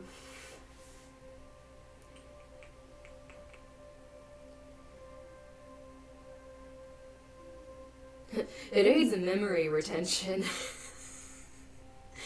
I mean, maybe I should wear it a little more often. I forget everything all the time. But,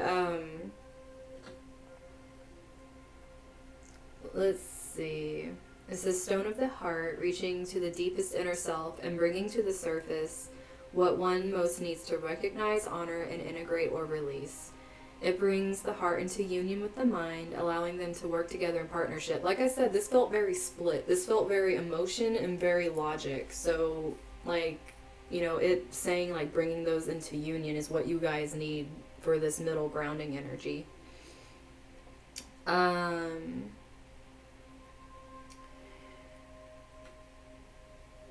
The mind, in building its creations, looks to the heart to see what is worthwhile, and the heart learns to view the self and others with compassion and empathy. I'm telling you guys. Inspires unexpected solutions and awakens latent memories. Helps release archaic belief systems and long-held ideas that no longer serve one's best interests, and has the ability to...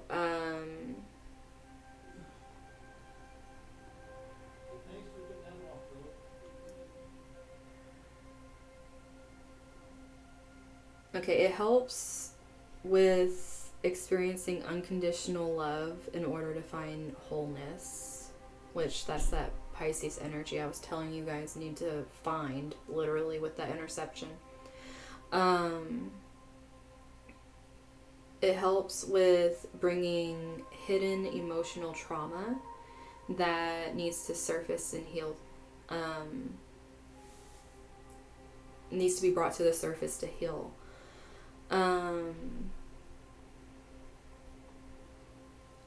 Let's see if there's anything else. Obviously, it's good for the crown chakra too. It's like a higher chakra activator as well. Trying to see anything else in here. That's all I see for the Moldavite. But it's a very strong manifestation, which you guys got the manifestation energy, and it's also transformative as well. It makes me think of like very rebirth type energy with Pluto.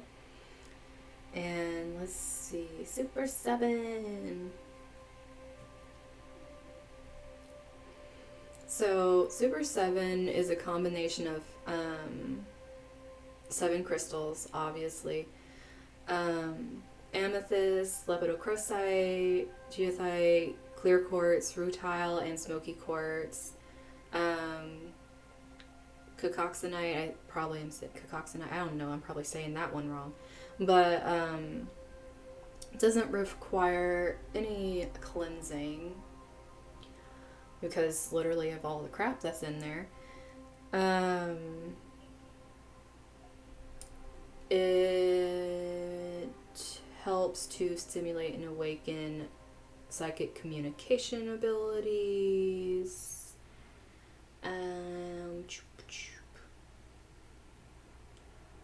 Protection, releasing negative emotions and past patterns, purification of the soul, allowing you to reach a place of clarity, focus, creativity, and positivity. Trying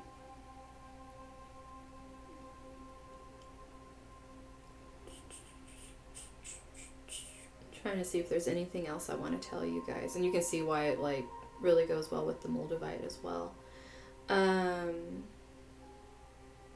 because it holds literally all the properties of these crystals in them.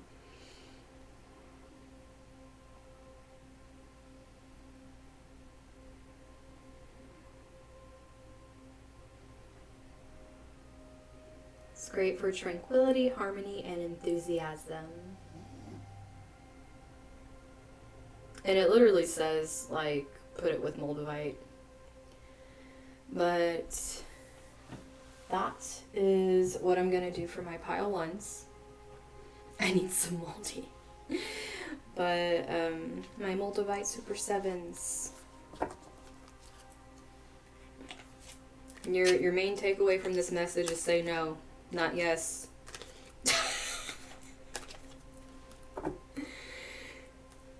Which I find very funny considering you're in the center of a bunch of chaos. So you need to be saying no to this chaos and yes to yourself. The yes needs to go internal, not external. So my next group is going to be the Lightning Strike Quartz.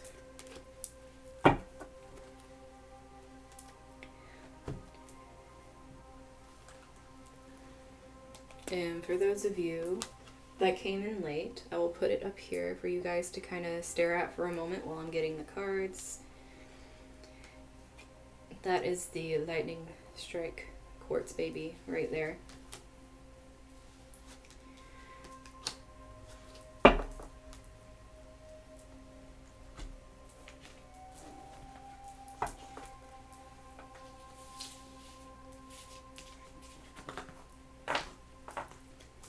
Okay, so I'm going to move this right here, and we're going to move my little moldy bite and Super 7 over there. Pile 2, let's do this. Well, you guys know what Ruby chose.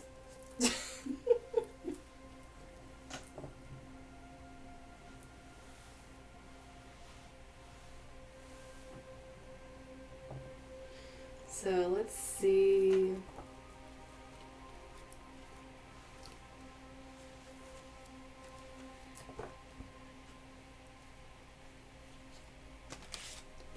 Okay, Owen, way to make me hungry, damn, okay.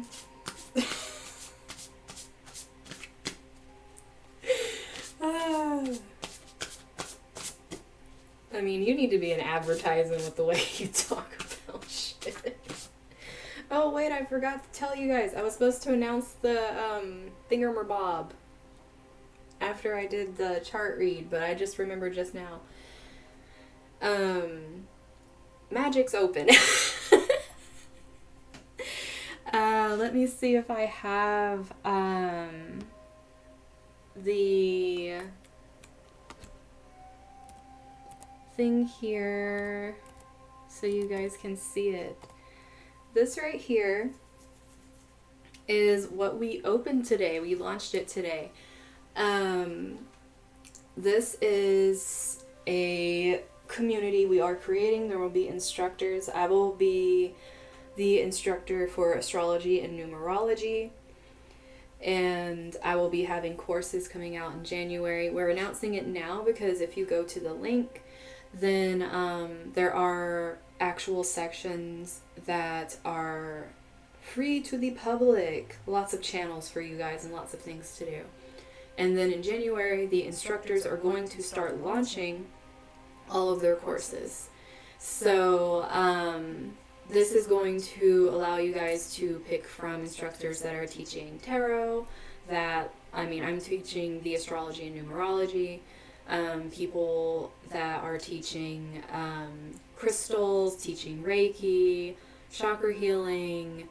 There's going to be actual shops that you can purchase crystals from as well. Like, all of this is going to be one place in that server. There's also going to be, for those of you that are interested in different types of the occult, like if you're into spells, into manifestation, things like that, there's going to be instructors working with those courses as well. So there's something for everybody that's going to be here. But the courses are going to be able to be purchased starting in January. Right now we are opening the server to allow people to come in, start to get to know how to work the platform, have fun there, and just allow you guys to start having fun. And then once January comes around, we're going to be putting out what courses we're doing, and you guys will be able to purchase them either directly off of our social media, or you're going to be able to purchase them literally in the server. So you guys can go in now, start talking it up with other people, having fun. We have this lovely little divination. We have this lovely little divination bot in there that's called Helios, who is very cute. There's actually a channel for how to use him in his own channel that you can do your own, like, horoscope for the day, your own tarot spread for the day. Plus, we're going to be dropping lots of different information in the channels. There's meme channels, there's just talking channels, there's tons of stuff to be done in there already, even though the classes aren't done. Classes aren't released yet. There's still tons to do, as in, like, getting to know people, building community, just tons of stuff there right now. But there's going to be more that continually keeps being added as the new year comes around. So yes, I forgot to mention that after I did the charts. I just went straight into doing the readings. So, yeah, there we go. Now that I remembered. And that's the link to get in the Discord. You get in for free. And of course, for you guys on here, if you are subscribed to me, there are major discounts on all of my stuff. You get your own channels in this server as well. That is only for my subscribers. And that's kind of like your benefit of being on here with me. So, and plus, once my emotes finally come in, I am waiting for them. There will be a lot of little cute mermaid emotes you guys get when you subscribe as well. So I'm waiting on those still. But there's going to be tons of stuff for you guys if you're subscribed here, and then you get to have your own voice channel, your own text channel, and do whatever you want in your actual Twitch channels with your subtitles. And then there's going to be a lot of discounts on what I'm doing as well within the server for you guys. Now, I'm also going to be rotating monthly contests.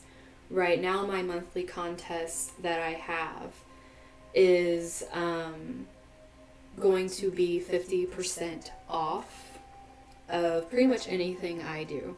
It can be my courses, it can be personal readings, which now are going to be limited to Thursdays. I have taken Sunday off because that is going to be my teaching day.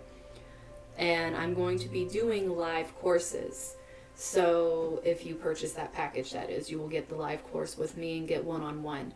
But that will be coming out in January. I will put more out about that as time gets closer to when I'm going to be doing my first course. Now, let me get back into group 2. So my lightning strike quartz peoples, now that you've heard my spiel, with this Leo energy coming out reverse, this is what I was talking about in your, oh, thanks, babe. For this Leo coming out reverse, this is like I was saying, like, be wary of the ego. Especially, either your ego where you're trying to defend yourself and not really be willing to change in some aspects. This can go back to that Capricorn energy I was telling you about with just getting stubborn and how you want to communicate what your ego is doing to protect yourself. Be wary of this.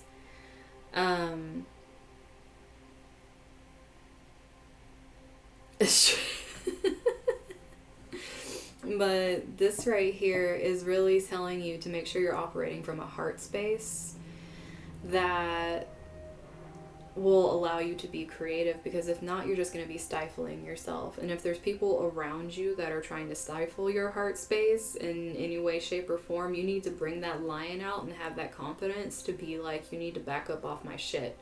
Like, quite literally. Like, this is telling you to step into, like, you know, your regal manner here instead of being the cowardly lion and just allowing people to stomp on you. So let's see what else comes out for you. Everyone's going to have some Vesta today where everyone needs to find this energy, which is very ironic. Well, it's not ironic, obviously. I mean, I don't think anything's ironic in my channel anymore. But this is the goddess within energy.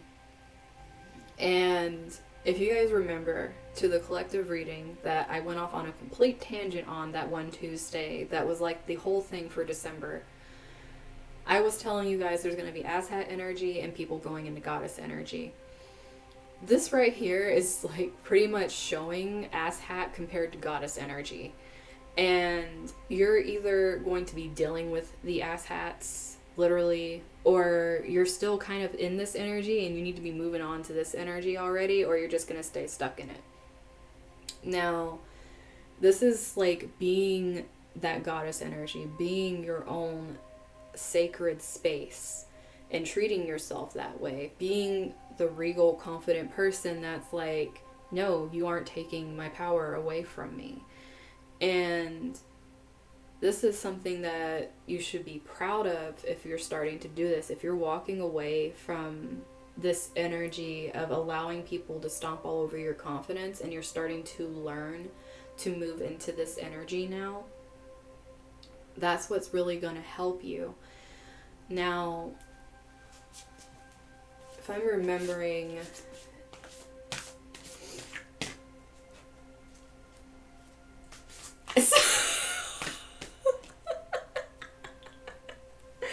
I can't with you, Owen. Fucking sounds like a fireplace and smells like a man. I'm so...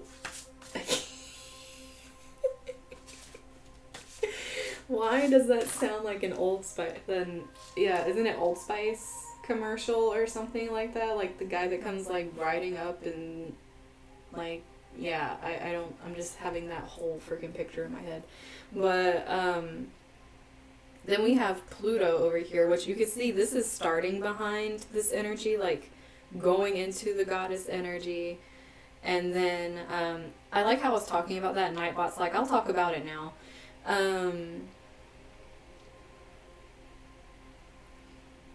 Oh yeah, I forgot about that. Where if you guys are subscribed, if there's whatever tier you're in, you guys can decide of my courses that I put out that month, which one you guys actually want for yourself in the channel for free. So that's another thing of being subscribed as well. I actually forgot about that part, sorry. But this right here, we have this Pluto energy right here that is expanding. Because if you look at this, this is starting right here with stepping into this energy, and this transformation happening right here is getting brighter. It's like breaking everything apart and just rising from this energy. And it's trusting yourself to really take that leap forward. Like I said, move away from that energy. You don't need it. It's like going forward, it just keeps getting brighter. I'm like, no. I'm happy for you. Your fireplace crackle, man smelling candle too. I'm very happy for you. But and then we have fourth house. This is putting down your roots in this energy, guys. Like, you're moving on from feeling like you need to be a coward and hide behind ego, or allow others that are doing that to trample on you, and you're moving into this energy and you're making roots in this energy. Like, literally, this card says the roots of your being. Like, you are creating this place, and it's healing your heart. Because going through this transformation, especially with Leo ruling over our heart space, it's almost like walking away from this energy is just putting you full on into this mode where your roots are just in your own healing. It's in your safe space here. Oh, Mary. Oh my God. Well, I am happy for you and your candle. I'll be a flower girl if you want at your wedding.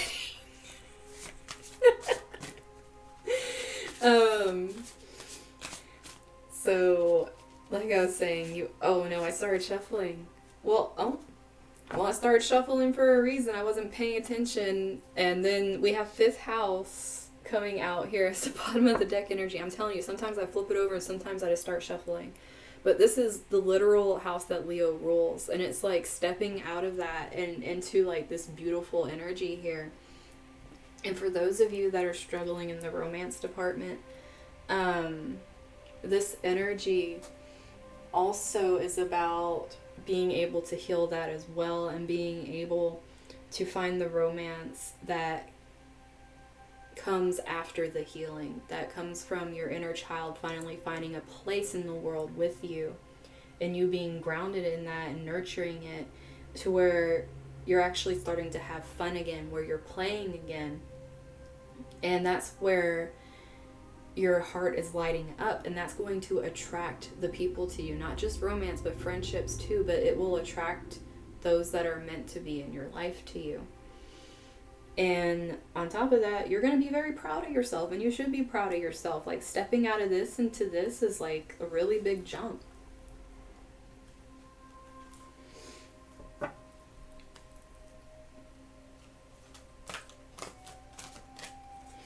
So let's see.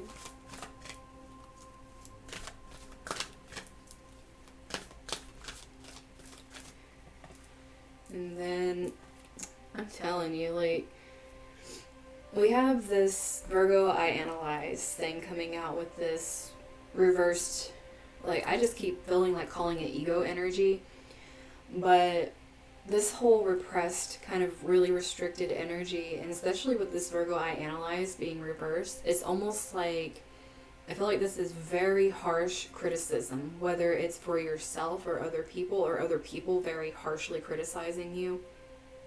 And that's what's causing this disconnect and causing the ego to be up and in like arms over like protecting itself.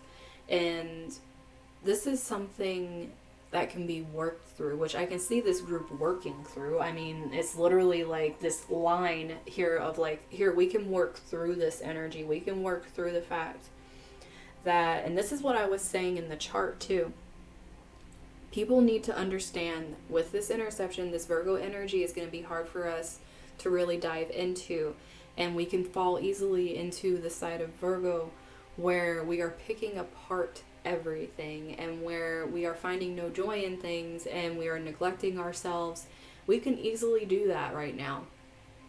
Just because the energy of Virgo is a little more hard to understand. So it's easier for the negative aspects to come out, and you have to work extra hard at being able to understand the better aspects of Virgo and how to use that to better yourself and not be judgmental while doing it.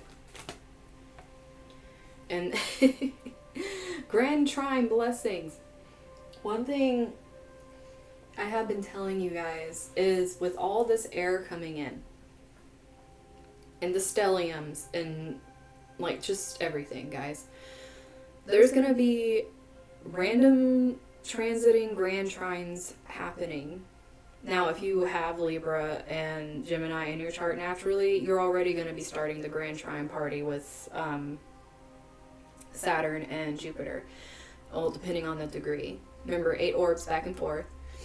But, I like how you're saying that about Ruby, by the way. You're just going to be like hella judgmental on just throw Ruby under the bus there. But, this right here is saying, like, don't block your blessings that are trying to come in with this, because it's going to be very, like, rapid moving energy, and you need but being able to fall into this energy and trust it. So is Sweet Anna. Yeah, don't talk about Sweet Anna like that. But if you can work from the place that's allowing you to step out of your ego, because if you're in your ego and you're doing these things, you're blocking these blessings because you're staying stuck in this very stagnant energy. Whereas if you can start moving forward and start understanding, because at first these things are going to feel very blocked off from you. You might see other people moving forward and you feel like you're not moving forward fast enough.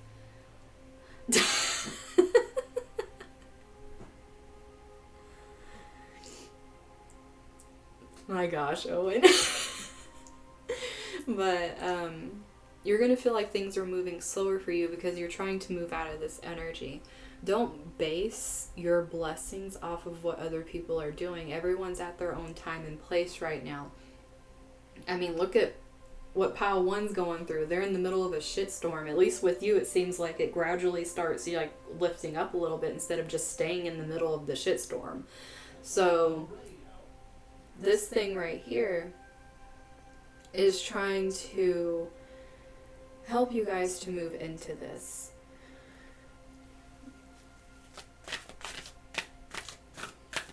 So, I swear, okay, I feel like this was trying to tell you guys, you know, this is where you need to be going, and this is trying to tell you guys, here's a good way to block it from you. Because this is literally part of fortune, like increase. Like, this is like increase of blessings and all this great stuff. Healing and self-care with this Virgo. If you can move out of the ego, like, you need to move out of that place, and you need to move away from people that have that going on and are projecting it onto you. Like, you need to go through your, like, this is like a glow up and a half over here, because this is just like boom, boom, boom, like growing over here. Or you can stay in this and just keep blocking it. Just keep blocking it, and it's like, there's no keep swimming here. This is just keep blocking it.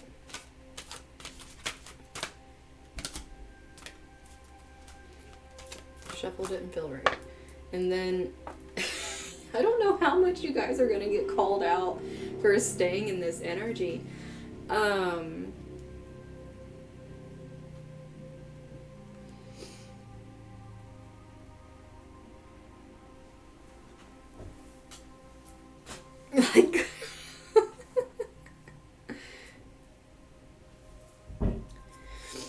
but with this 6th house coming out reversed right here, if you guys don't allow yourself to go through the glow up, like, it's like I was saying before the 6th house came out, it's like you need to take care of yourselves. Like, you need to make your health a priority here. Like, of course your heart chakra is going to stay blocked because you're not being rooted in your healing, so that's going to create even more physical ailments. But especially if, like, you're over-analyzing situations and you are just, like, becoming very obsessive with certain things that are not good for your health, This is definitely, this is like a whole like clarification of what's going to happen to you if you are around or you're in this energy. It's literally what this whole thing has been so far, is like, this is what you're bringing to yourself if you decide not to. But let's see what else is coming out here. Very last thing they want to mention to you guys: stability is important. And I really feel like this is important to my Virgos because there's a lot of earth here. There's a lot of sixth house. I feel like Virgos are going to be very impacted by this. And if you do have Virgo placements, they're like in this weird energy right now. So it's almost like you're kind of fighting to understand yourself, which could easily be why you fall into ego if you have heavy Virgo placements. Or even heavy Pisces placements, because it's in opposition.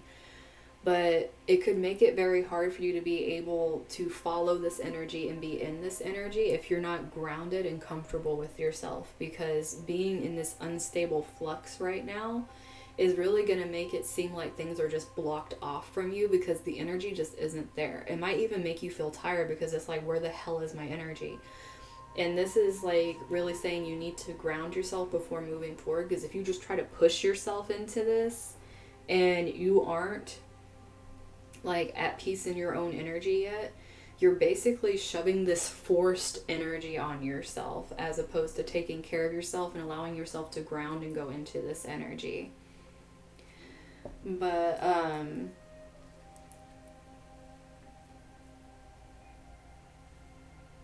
oh my god.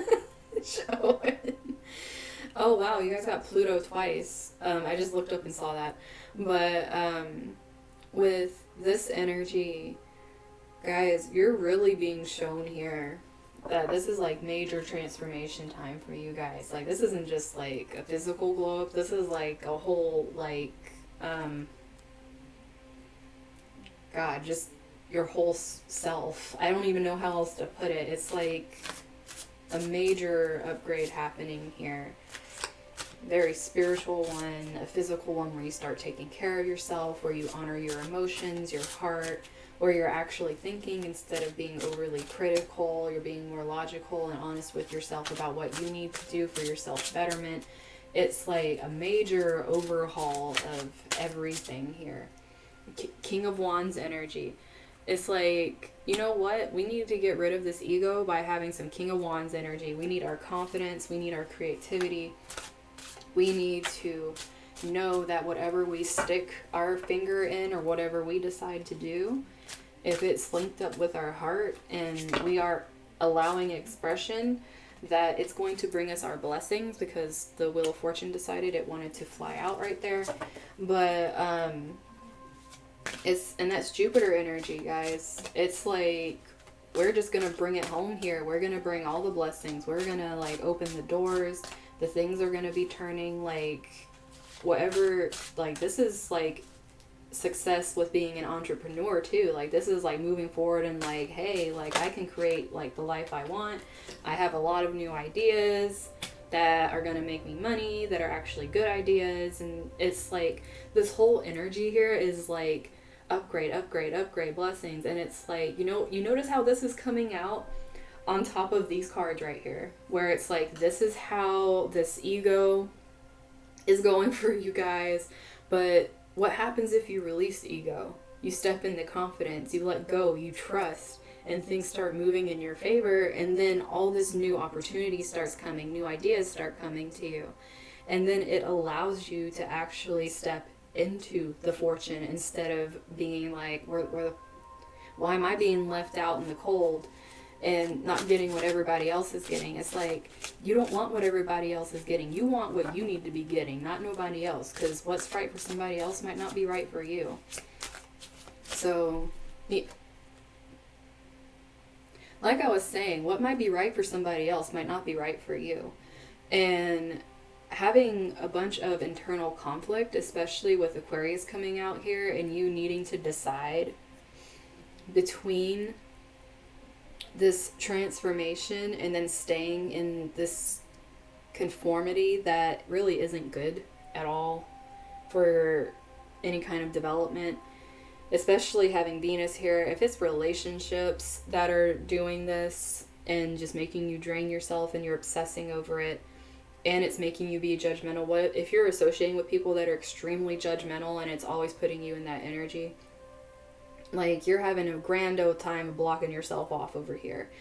And it's like, you need to let go of this need to be so confrontational. Like, that's what I was telling you about with the energies right now, with not wanting, like, this is my group that's going through that Pluto transformation that could possibly be very angry about going through it, or you could be around other people that are being angry about being pushed through it.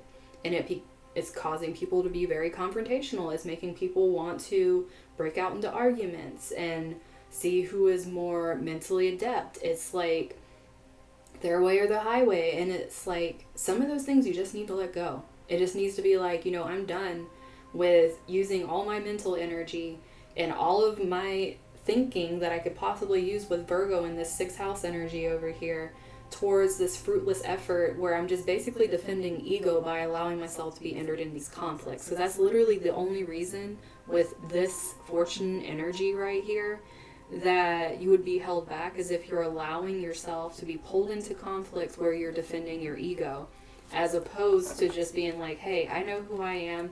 I'm sitting pretty right here, and I'm moving into even prettier areas of my life, and I don't need your acknowledgement. I don't need your say-so about what I can do. I trust in myself and my potential. It's like, I mean, if it sounds to me like the way all this is coming out is that you guys just need some freaking affirmations that you can say to yourselves. But,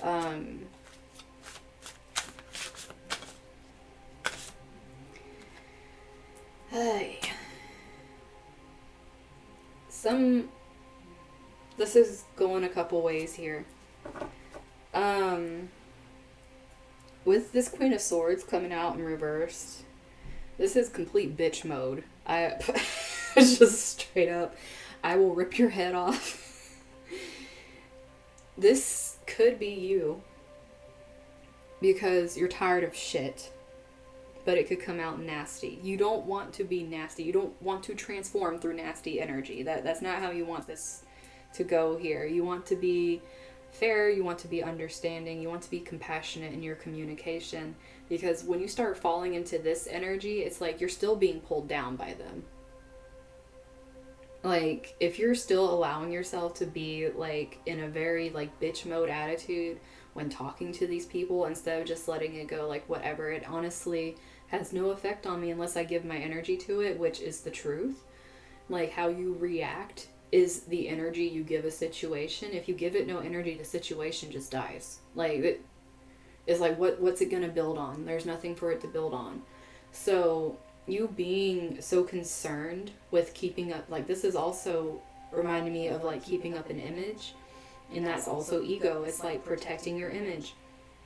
If you're fighting tooth and nail and find yourself being very rude just to try to keep something up, like, you really need to like become a little more aware of the shit you're doing, because like these blessings don't play that. Like, they ain't liking this thing. Now also, this could be people you guys are dealing with. You could be dealing with absolute bitches that are just coming out the woodwork and trying to start shit with you that you're just trying to drop. You're trying to drop the people doing this, and you feel like they're sticking to you like glue, and they're just being the asshats of the party and the asshats of the air party, because this is a bunch of air right here that has this energy. So obviously them having to feel this energy of both Jupiter and Saturn moving into Aquarius is turning them into asshats. So maybe they were okay before, maybe you felt more connection with them before, but now it's just kind of like you're done with their petty bullshit and you're ready to move away from this energy, which is what's going to help you grow.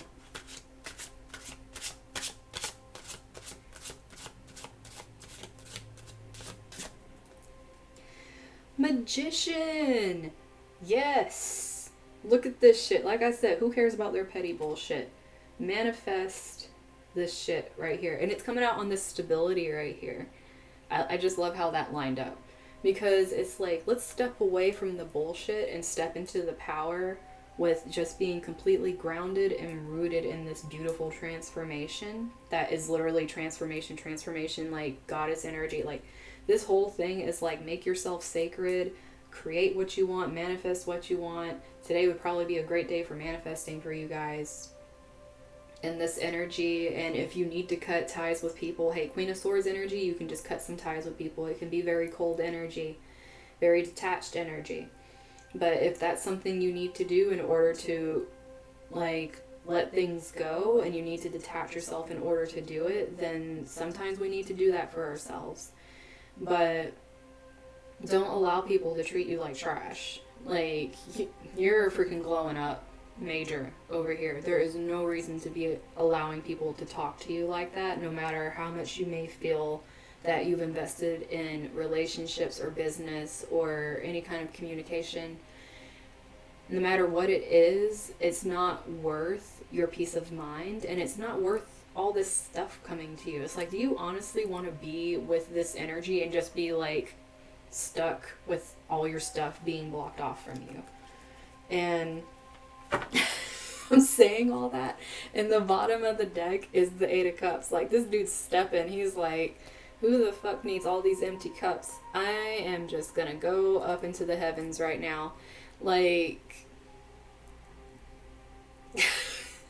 he's ready. He's already stepping. He's completely stepping out. He's done. And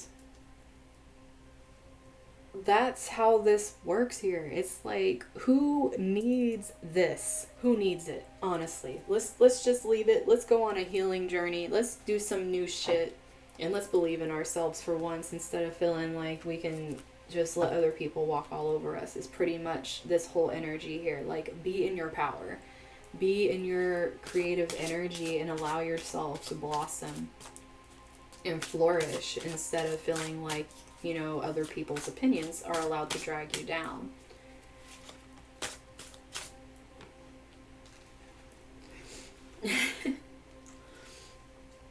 So this card is the Numinous of the Numinous deck. Now, this is all about the mysteries of life, the occult, astrology, all these different things, right? Just everything under that umbrella under the sun. So this coming out reversed with this energy of the Virgo being reversed is almost like nitpicking apart everything, which is why you can't be patient. It's like, you don't want to wait for the mystery. You don't want to have to sit here and wait for blessings to come in. It's like, you want it now and you're not understanding why it's not coming, and it's because you're not stepping into this energy. You're not stepping into, I'm gonna get it done and I believe in myself, and getting the wheels turning energy. You're still in the energy of expecting shit to happen while you're sitting in this cowardly lion energy and not stepping forward. You're just expecting this miracle to fall on your head or something. And that's not how this is going to work. You need to put in the work for this. But once you start putting in the work for it, things start opening up. It's just, don't allow yourself to be blocked off because you're like, but the unknown's scary. Yeah, the unknown's scary, but at the same time, like, what's the fun in sitting in shit? And then we got the moon here with feelings being reversed.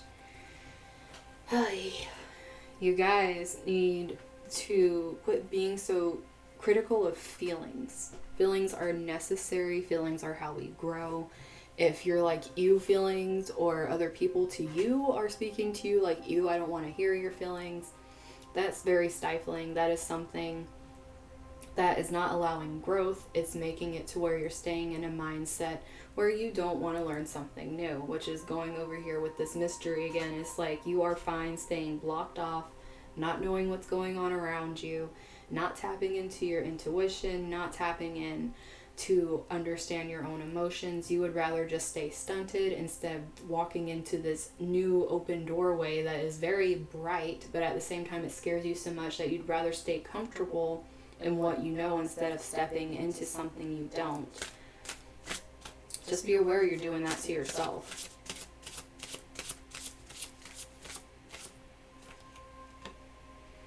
Okay, I don't know how many reversals you guys are gonna get with this one. This is like you guys need to be told over again, just in case you guys weren't listening the first time. You're just treating yourself today. We have Saturn reversed here with wisdom. So this whole energy, especially with we had Saturn in this energy over here of walking away from things that aren't helping you, it's like, don't ignore the wisdom that is trying to be brought to you by understanding like this new energy coming in, these new ideas, this new zest for life. Don't sit here and be like, wait, I can't enjoy life because life isn't meant to be enjoyed. It's like, don't be a stickler. Like, wisdom doesn't just come from pain. Wisdom can come from joy too. Wisdom can come from every experience. It doesn't just have to be these hurtful, harmful things. Like, don't sit here looking, like I was saying earlier, like with Saturn, we are creating karma. It's at 0 degrees. We are literally in the mode of creation right now. And you are creating a space. Like, you guys are very heavy in this energy with the Pluto and with Saturn, because you guys are really needing to understand how to step out of this rigidity and just allow yourself allow yourself to actually take part in life, so you can express yourself, so you can create, so you can manifest. Because if you're not, and you're just sitting in you're going to be part of that conformist group that's like, I'm just going to follow what someone else says, and I'm fine with burying my heart deep inside and just keeping up the image. Which, I mean, that's your choice, but it's literally covering up everything.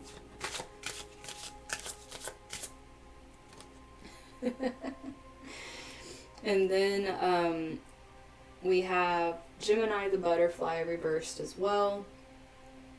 Guys, having 4th house, remember how I told you guys the 4th house is being ruled by Gemini at this moment?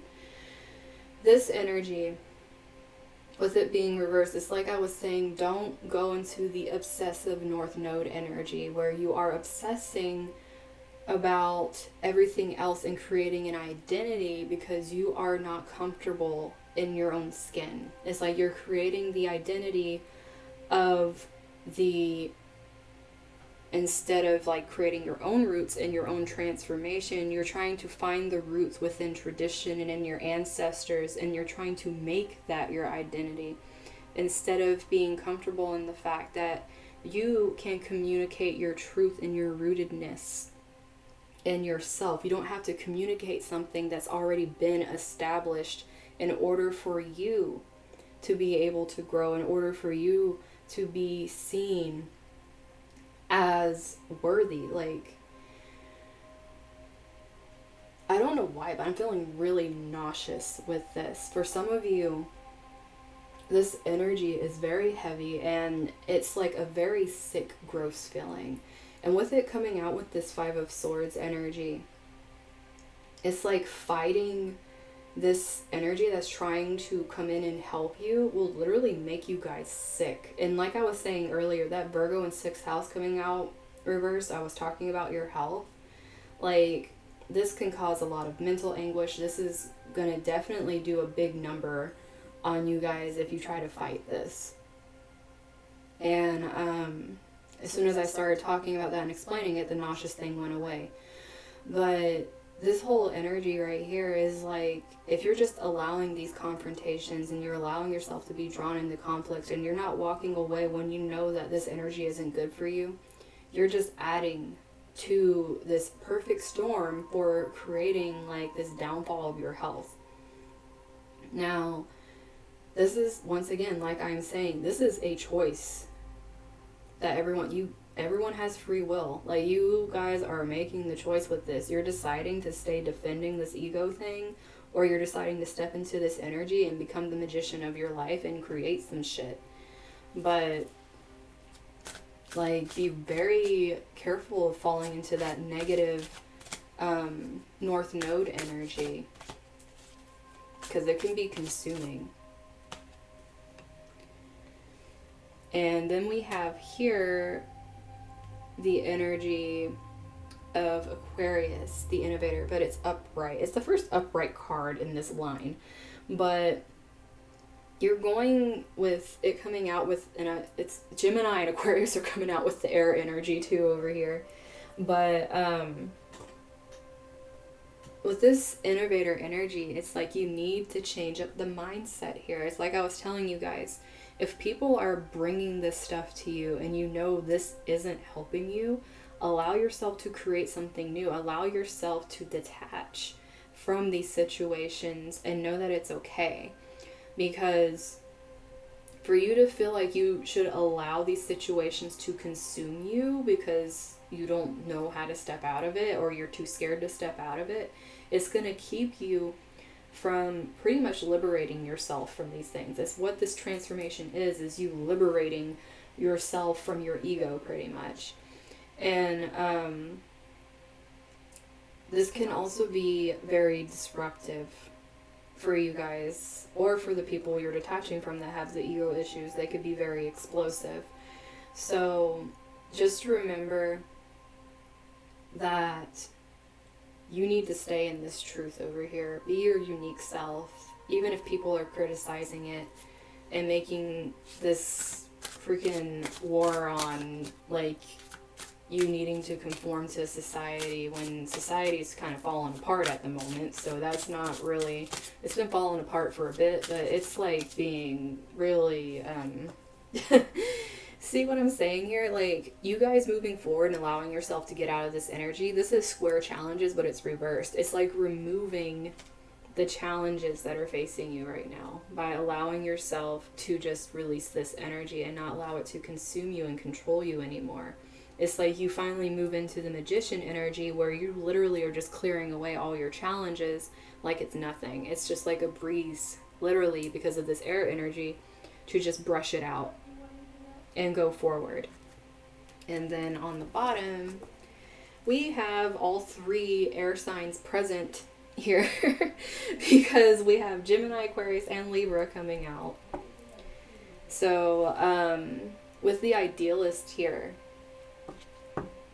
coming out as bottom of the deck, it's like really start seeing your guys's cups as being overflowing, as opposed to, it's like, don't even do the half empty, half full, like whatever, like be overflowing with your energy. And if you're not feeling like you have enough energy to do that, then really take stock of what is pulling all your energy away from you. Like I was saying with this health thing right here, especially if you have Virgo placements and you're just feeling completely zapped, look at what you're doing with your time and what isn't adding to your energy, or possibly what you're neglecting yourself with that makes it to where you have no energy. There needs to be a balance in between what you're doing for yourself and then what you are allowing others in your life to be doing. And you also need to have it up where, while you stepping into this, you're also creating the boundaries of people respecting the energy you're walking into. Because what's going to happen is there's going to be some people that are going to be very pushy when you're trying to move into this energy. You have to make it to where people respect the boundaries, where they know that, you know, where they stand in the relationship. And if they try to overstep the boundary, then you need to be upfront with it. You need to say something. You can't just sit here in this energy. Well, you can. I mean, it's your choice. But sitting in the energy of not wanting to come out of the comfort zone, not wanting to rock the boat, not wanting to be the one that has to say the thing. It's like you don't want to have to be the one that says the thing, but sometimes we are forced to be the one that says the thing, to be the one that walks away, to be the one, like I said, walks away, and we have the Eight of Cups. We have to be the one that creates what needs to happen instead of just flowing with it, because this pile's more of you're making a decision of the energy you're choosing to either embody in yourself or keep around you, because you need to find that balance within yourself and you need to harmonize it in order to move forward in this energy. And this also comes with that energy also where you can be, like I was saying with Virgo, you can be very judgmental of others. You need to like kind of back away off of that and just realize people are where they are for their own reasons. And it's not your job to save anybody. It's not your job to sit there and try to correct everybody. Like, there needs to be a lot of self-focus, and that's what's going to bring change. Because you can't change other people. You can only change your own reactions.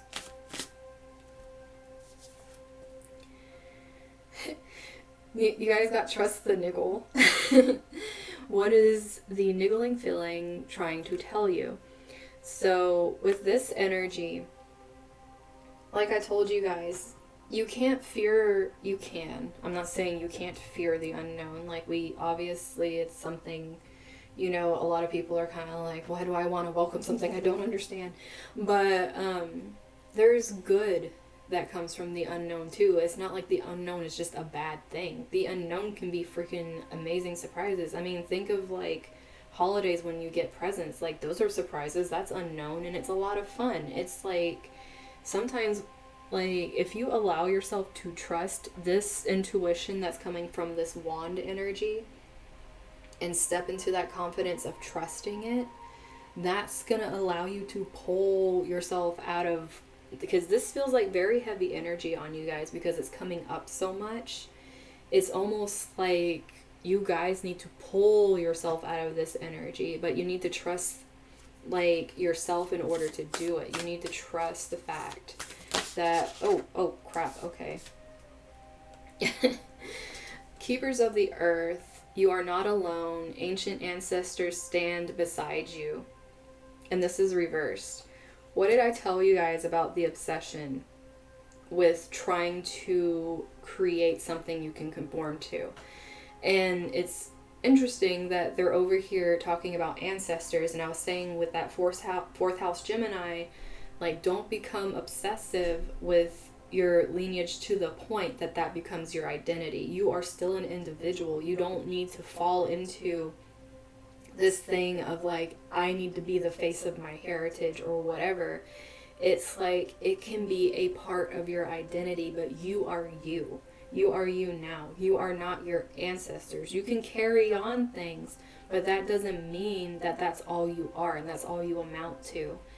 This is really about allowing you to understand that it's okay to go along with your identity and still learn things. You don't have to sacrifice your own identity in order to understand yourself. And then we have Council of Light, divine orchestration, helpers in the subtle realms. So with all of this energy here, this is why it's so heavy for you guys, is because, like I was saying, this choice is like a major split. Because this isn't some small little transformation here. Like I was saying, this is like an overhaul of everything in your person, whatever you're in. It's a crazy overhaul glow up thing. And it's divinely orchestrated. So you're kind of choosing right now. Do you want the crappy part of what was orchestrated, or do you want like this crazy cool stuff that is completely out of your comfort zone, but at the same time you're going to create comfort within it once you get used to it? Or are you going to stay in what you know, and that is going to be the choice you choose? So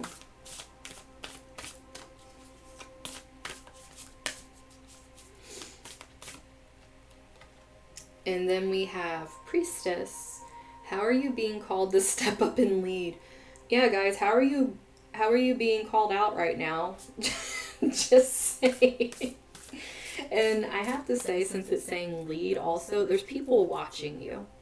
And when you're doing something like this, people are going to be paying attention to you. Having King of Wands energy, people are going to be paying attention to you when you're stepping out and doing these things. And people are going to be listening to you in this Magician energy. It's like, the reason you're creating roots in this energy is because you're leading by example, which is pretty much the best way you can lead. Like, you can sit here and talk your head off all you want, but if you're not actually doing it and people don't see you doing it, they're not going to see the benefit in it.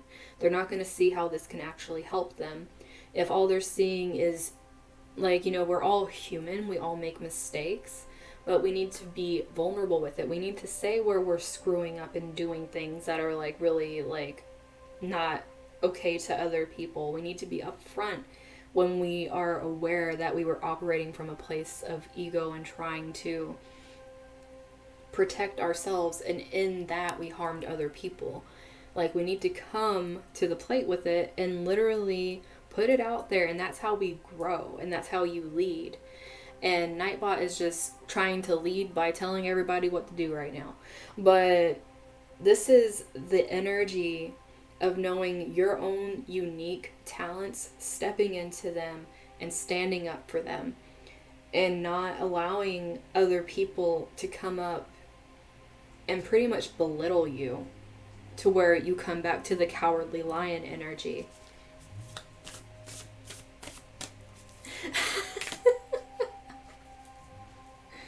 And then we have Pillar of Light. Your vibration is rising. You are the Oracle. See, this is what I'm saying for you guys. It's like, this is glow up central over here. And it's you choosing. Do you want to be part of glow up central?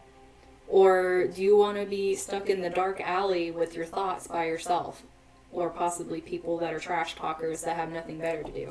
But this is like a big choice with that. Guys, this, don't dim to fit in. How are you dimming your light in order to fit in? The reason this is reversed is, you know, is asking a question. But the reason it's reversed is because this isn't a question. You guys know this. You guys straight up know this. You know what you're doing.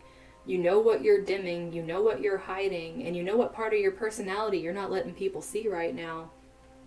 As much as these people are holding their hands over their eyes in this picture, it's like, this is really reminding me of that Two of Swords energy. Like, this is a big make a choice pile. Like, free will is like a big hand here. Yes, this is divine orchestration, but it's like that fork in the road of you choosing what you're orchestrating. Like, are you going to dim your light in order to keep the comfortable feeling around you? Or are you just going to let it grow over here instead of let it go, let it grow. Just let the light expand, let the healing happen, and lead by example. Because you could be that beacon that other people need just from seeing you. So let's see what the lightning strike quartz has for you guys.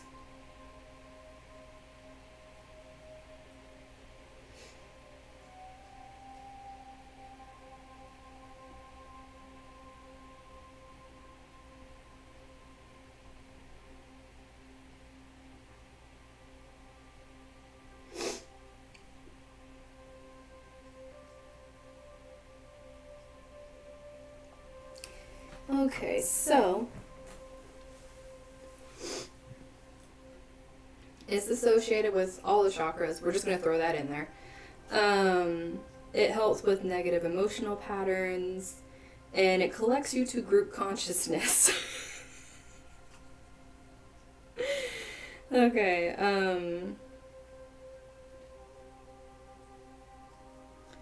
so it is called lightning strike course because it was struck by lightning, guys.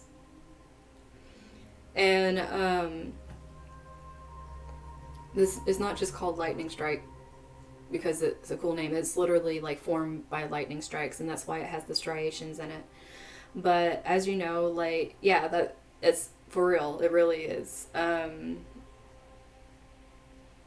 Because, like, here's how they put it. The markings are caused by the energy of a lightning strike on an individual quartz crystal points. But, that's why I got it. I thought it was really cool that it got struck by lightning to make it. But,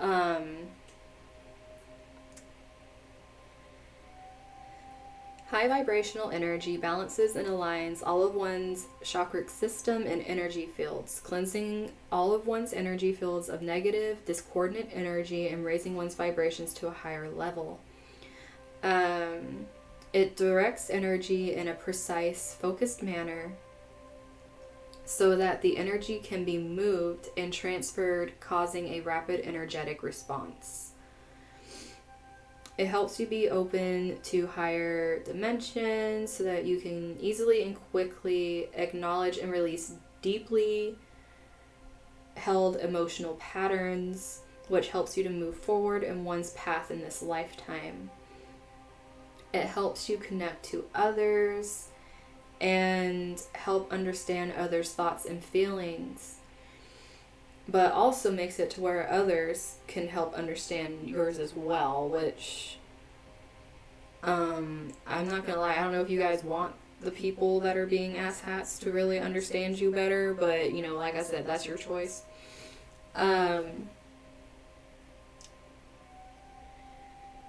But yeah, those are some of the properties of lightning strike quartz. Of course there's like a lot more, but if you guys are interested in it, definitely look it up. I got it because I just really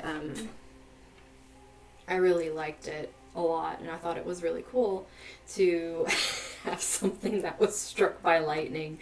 But that is what we have for you guys. And our next peoples are going to be the pink opal pile. The raw pink opal.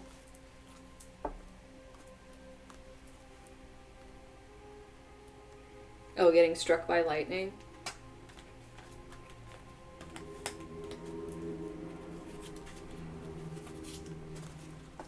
I know, I was not here, this was like years ago, but,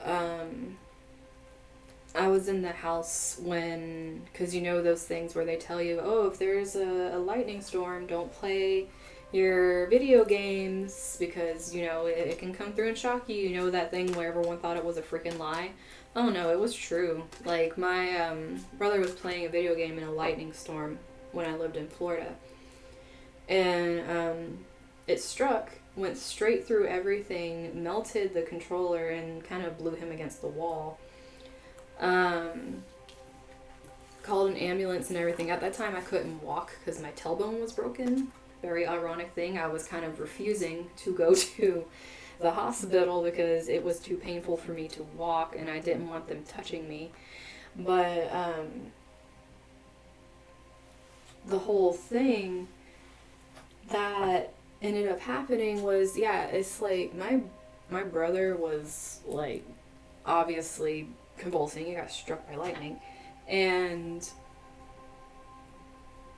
they came and tried to put a catheter in him. His blood went everywhere. I mean, obviously it's pulsing, but then it's like they got him to the hospital and everything calmed down. I went to the hospital as well because I was worried about him, but he ended up being perfectly fine. And then when my brother was like, but her tailbone's broken, like literally threw me to them telling them there was something wrong with me. I was trying to hide it. And then they brought me and started doing, it's like, he was fine. He's sitting there watching TV after he got struck like it was nothing. And I'm the one that's crying in the x-ray room because they're doing these freaking x-rays of me. And it was so painful. And I wanted to kill somebody. I was not happy. I was so happy when I was able to sit again. But don't take sitting for granted, guys. Never take sitting for granted.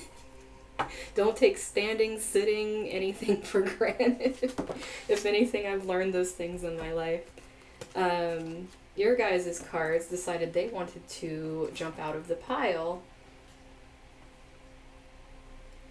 Which, oh, this is some interesting energy over here. It does sometimes.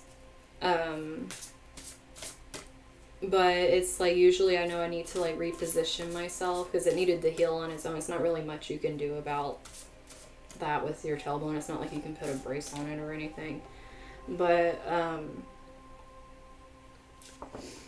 definitely, it's like I have cushions that I sit on that are easier for me. Oops, I hit my camera. Sorry for the earthquake. But but it's gotten a lot better. It used to hurt a lot more than it does now, but it's gotten better over the years. But going into my pink opals. First thing out the gate, you guys had Aries, 10th house, and Uranus all pop out together. So with this energy, for one, if you guys remember, Uranus is still retrograde right now. It'll be for like a couple more weeks. Because we go into the new year basically, and I think it goes direct on, is it the 2nd? It goes direct sometime like the first week of January. But right now it's still in retrograde. It has the inconjunct to the 10th house Venus, if you guys remember that from what I was talking about. So this energy is very connected.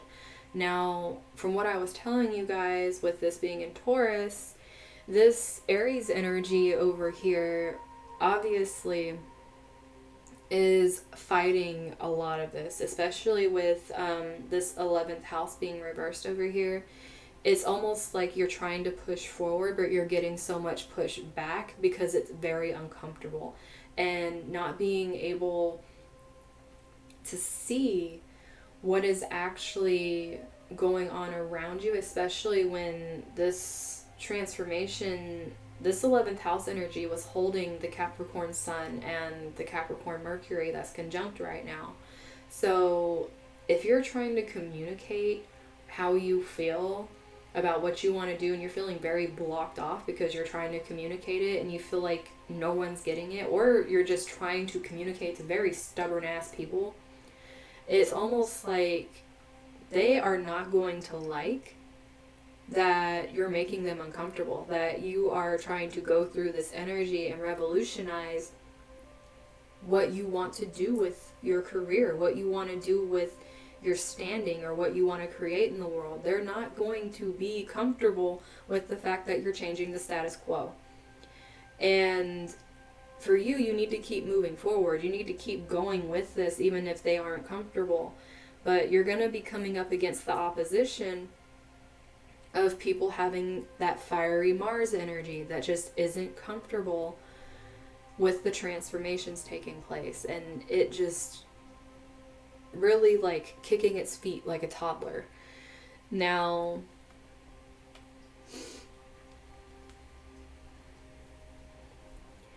so we have Scorpio reversed under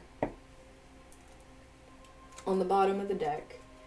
And this whole energy right here is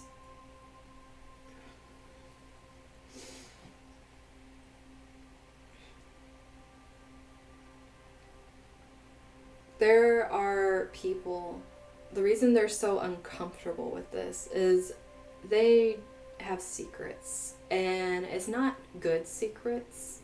It's the secrets they've been using to keep people restricted so that they're comfortable. And the whole reason why they are trying to hold you back, or the situations or your workplace are trying to hold you from moving forward in this energy, is because they're going to be outed. This stuff is going to come out, and these people are very destructive and possessive, or the situations, whatever it is, let it fit to wherever it fits for you. But this whole energy here is like very obsessive. It's very controlling, and it's like this is supposed to be hush hush, and if you get in this energy that is supposed to help you break the mold, it means that this energy needs to be exposed, and that this energy don't like that. It's like, no, I don't want to be exposed right now. And the truth is going to make you very uncomfortable, and that's why this Aries energy, you got to fight for it. You got to keep moving forward. You got to put on your armor and take up that sword and shield and keep going, no matter what gets thrown in your way, no matter how much you're having thrown at you because this is a major uprooting for you guys. This is really trying to get you guys to go towards this, because it's been blocked off from you guys for a long time. Your dreams, your wishes, your connections, what you want to do has been blocked off, and Uranus is coming here trying to rip that out. And in ripping that out, this is some of the stuff that's going to be a byproduct, is that the lies, manipulation, obsessive tendencies are going to be uprooted as well, because they've been hidden away in this dark little corner that just needs to come out. And if this is your own mind doing this, then you need to be even more vigilant, because this is you transforming your self-worth so you feel worthy of going after what you really want, instead of hiding behind all of these things that make you uncomfortable because they're dark and you feel like it's just going to pull you down instead of allowing you to grow, because that's not the case. So let's see what comes out for you guys.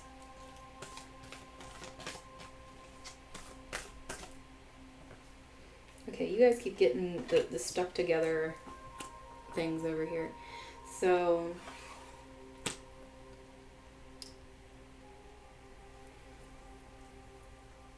this came out together, and this in itself is its own message.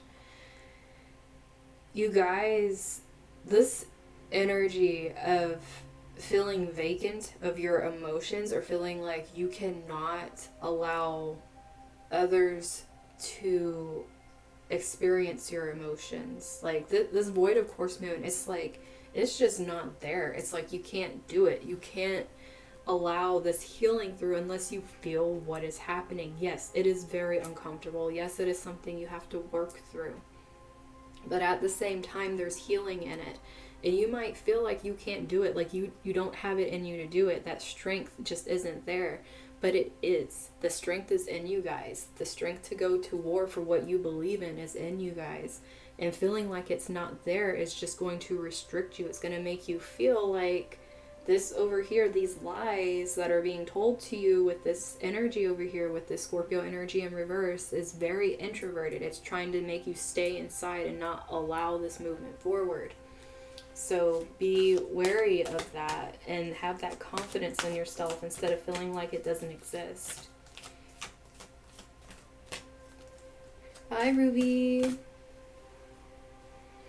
And then you guys have Pluto transformation coming out here. And it's like I was telling you guys, Uranus is coming in and is trying to revolutionize how you see yourself. With this transformation being reversed here, it's really speaking of this inward transformation, and that's what's going to allow you, because doing this deep dive is going to be painful for a lot of people here, and it's going to be very uncomfortable because it's ripping up everything that you thought once held value in your life. It's going to be very rough, and it's going to make you feel like you can't keep going. It's going to zap you of your energy, but you have to keep remembering you have reserves. You have what you need to pull from in order to move forward.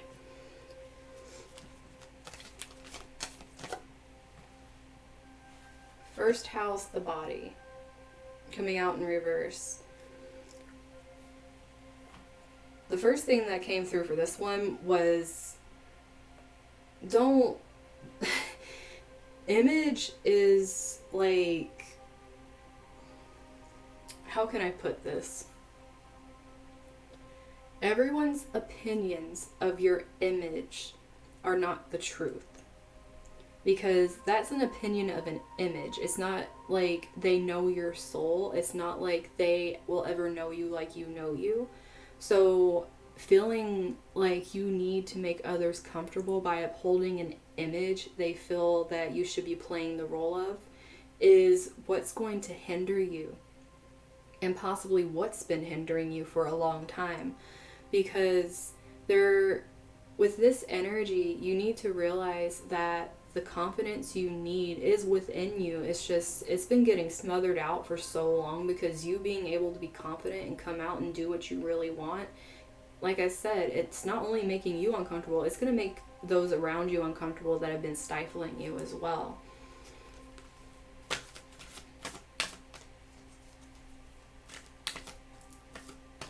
Wait.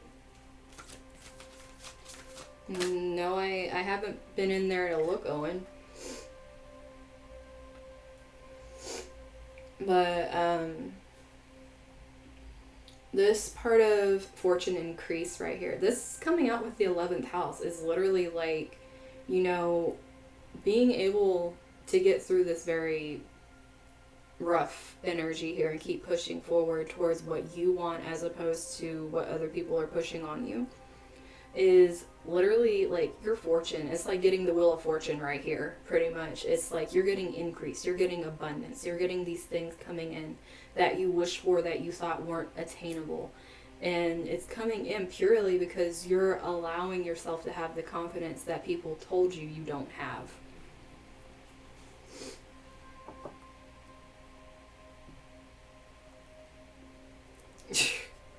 And then we have Libra, I balance. So it's like I said, you guys need to find the harmony within yourselves and with being uncomfortable in this situation instead of closing it off. Like, there's beauty, because Libra is also the sign of beauty with Venus. There's real beauty in being able to, let's, guys, celebrate 3 of Cups. Like, there's beauty in celebrating your damn self. Just celebrate yourself. And Aries is that energy of I am. So I am celebrating my damn self. I am feeling myself. Like, this is the kind of energy you guys need. And this has Cancer energy in it too with this Mercury. Like, communicate these things. Who gives a flying F if other people are feeling very ruffled feathers from you being a unique human being? Oh my goodness.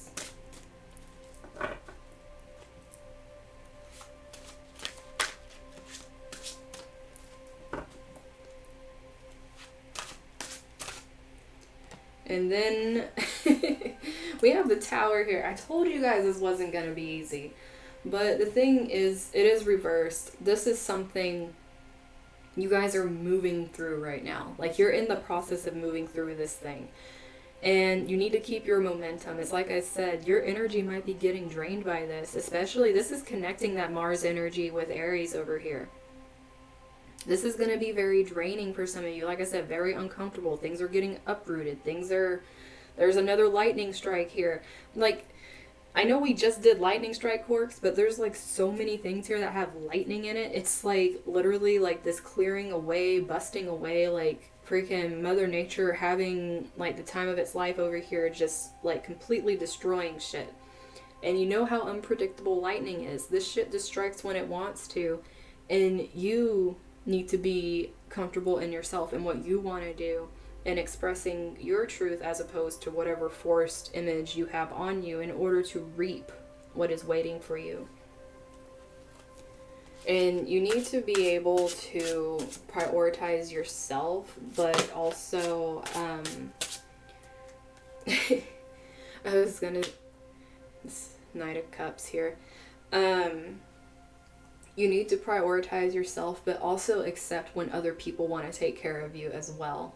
Because the thing is, if you're starting to be more honest and there's people around you that are celebrating you and coming out in this honesty, these are also people you can trust with your feelings, like these things that you felt like you couldn't express. The people coming in with you going through this, like, is more than likely you're going to lose people going through this too, with this house being reversed. Because this is like pushing energy. Like, you have to keep pushing through it. It's like, it's not going to be like this easy, smooth sailing ride. And there's going to be people coming to your aid. There's going to be people wanting to help you and teach you how to nurture yourself as well. And you have to be able to allow that, even though this one jumped out. Knight of Wands. Like, keep moving, guys. Keep moving towards celebrating yourself. Push through all of this crazy, hard tree of life. Come on, like, oh my goodness. There's like so much energy here of just moving forward with your healing, moving forward into your true soul expression, to this abundance, to like your inner core, even though it's hard, even though you've been going through it and you've been feeling it for a while and you feel like you're just tired of all this darkness that you've been dealing with people, the light's going to be shining on it. And you can create from darkness very beautiful things. And that's this energy right here. Like, you guys have some darkness here, and it's like there's so much creative energy here. And you being like this loving, celebrating energy, carrying that with you into all of this is what's going to transform your image of yourself to you. Like, who cares about what anyone else thinks? Because we got the moon over here. Those people that are trying to force this on you and hold your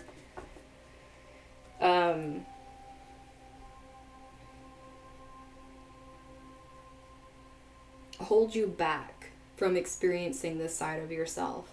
They're your hidden enemies, guys. Like the Pisces energy over here. This is those hidden enemies, that 12th house energy that's trying to keep you from expressing yourself. And your intuition is on point here, guys. Like, trust it when things are coming through and they're just like trying to help you. Trust it. Don't feel like, well, I really think for this pile, the Cancer moon might be important. I don't know why that came through. Maybe you guys have Cancer placements or possibly Capricorn placements and it's going to be in opposition. But this whole energy right here is like, allow the healing. Allow yourself to, like I said, more Cancer energy here. Allow yourself to heal and open up to those that really want to come in and help you, because there's going to be people coming in as well as you coming into your own power and your own energy and your own drive, because you're starting to celebrate your accomplishments. Be proud of yourself for what you're doing and don't let anyone tell you otherwise. Because this shit's, the cycle's ending, guys. Like, it's seriously, because we got the moon. But this Ten of Swords energy right here, it's coming to an end, guys. Like, you've been dealing with this for a while and there's still some stuff to deal with here. And it's all about being able to communicate your heart. But just know that cycle is coming to a completion here. You just got to keep pushing. You got to keep, like, moving with it and not allowing the momentum to slow down. Like, what you started, like, don't allow it to fall by the wayside. Because you are in this energy where, I mean, obviously you're doing an inner transformation, but what you're doing is transforming a lot of stuff around you, which is why there's a lot of people that are very uncomfortable with what you're doing, because your transformation actually is having an impact on your environment, especially with this Tower card. And it's like you breaking the image that others have placed on you obviously is not going to be making some people happy, and they're going to be trying to guilt you and make you feel like you're doing the worst possible thing and trying to put you through a lot of heartache and a lot of pain. And you've probably been going through that with these people already and wanting to, like, just go back and be like, okay, I'm done, I give up already. Like, this is telling you to keep that final push going, because that energy you need is coming in. Once again, this communication, there's so many communication things come out, even Mercury with this reverse over here. Some people honestly don't want to be happy for you, okay? And I'm sorry to say that, but there's just some people that don't want to be happy for you because you are not doing what they want you to do. And trying to get people to understand where you're coming from and why you are happy for yourself for doing the things you're doing are not going to work, because this right here is just completely blocked off. These people don't care about what you're thinking or what you're feeling. They're just like, we want you to step back and not be so, like, you know, like, they might be telling you you're full of yourself and, like, you don't know what you're doing. And then we have the sun coming out reversed here with the Tower. It's like, all this like positive energy that you want to have, it's like they're trying to just completely like snuff it. It's like it's like your existence is starting to irritate them, and just because you're trying to step into this energy. Oh, that one flew.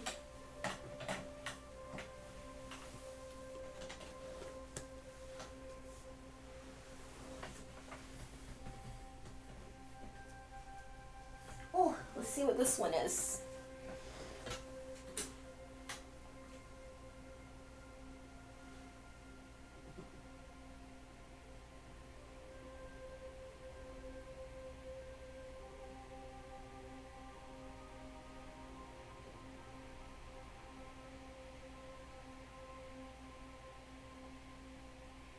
Oh my gosh, Owen.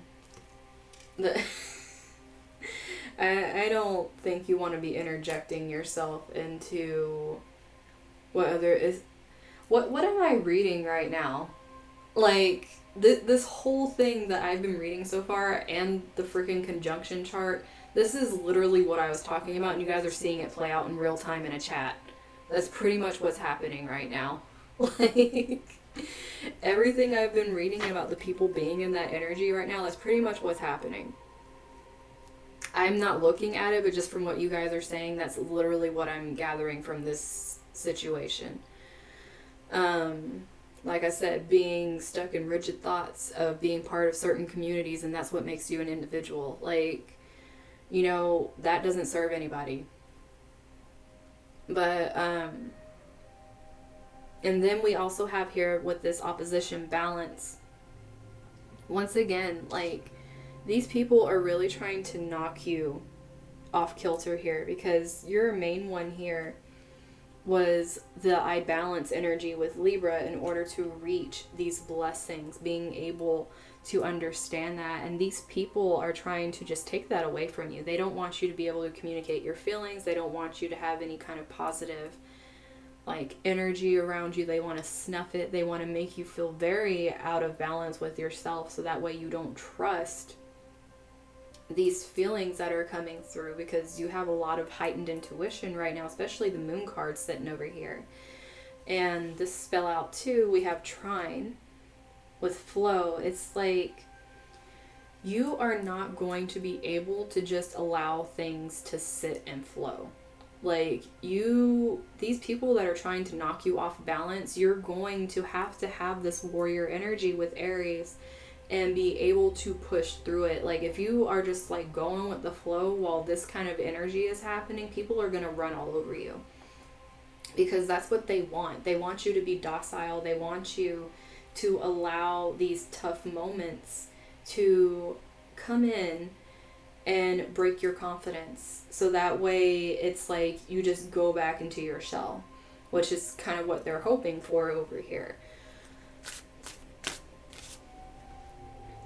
But you, instead of going back into your shell, you're like, well, you know what? I don't want to be the Cancer that's in my shell. We have both Cancer things upright over here. That's like, I'm freaking, and this even says intuitive. Like, it says nocturnal too, so some of you are probably staying up pretty late. But there's a lot of moodiness being like thrown around by people.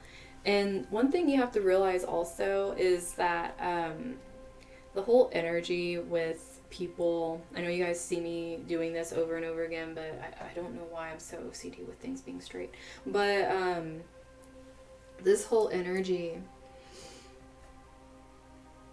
right here is trying to, and like I was saying, like I felt like the Cancer moon was going to be important for you guys, and literally we have this like nocturnal Cancer, the moon, and it's just, there's all this energy here with that. So the Cancer placements, Capricorn placements, and if you guys have strong aspected moons in your chart, this is gonna be applying even heavier to you guys. But there's a lot of care that needs to come here. And it will come. Like, you need to take care of yourself. And the image you project is what you are doing for yourself. It's not going to be what others are doing for you. It's what you're doing for yourself. And then others are going to mirror back to you what you're doing for yourself. So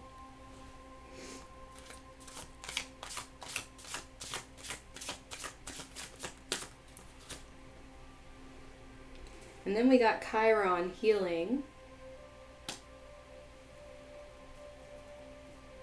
I feel like this is just trying to tell you guys over again, like, yes, you're going to need to heal from this. You're going to need to grow from this. Like I was saying, some people don't want to see you happy, and that's going to be a truth that's really going to hurt some of you guys, that you're going to need to heal from without getting an apology. Which, that's a harsh lesson to learn on its own. And you guys got Aquarius too. Once again, telling you guys, this stepping into this thing, Aquarius ain't staying out of it. And then semi-sextile, the allowing, coming out as this overall energy.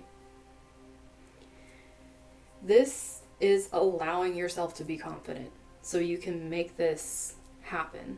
If you're allowing people to shove you back and make you docile right now while you are trying to reinvent yourself and your image, because the way your image is going to change is by how you take care of yourself.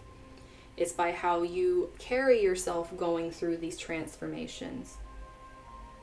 And it's how you reinvent yourself by allowing yourself to experience new things as opposed to being what you're always told to be in the first place, because it's more digestible than your true self.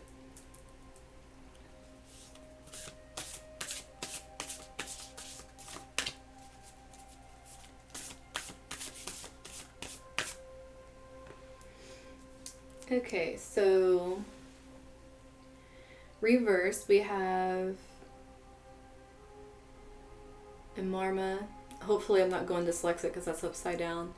Where are you being called to journey to? This whole thing was about a journey for you guys and fighting forward.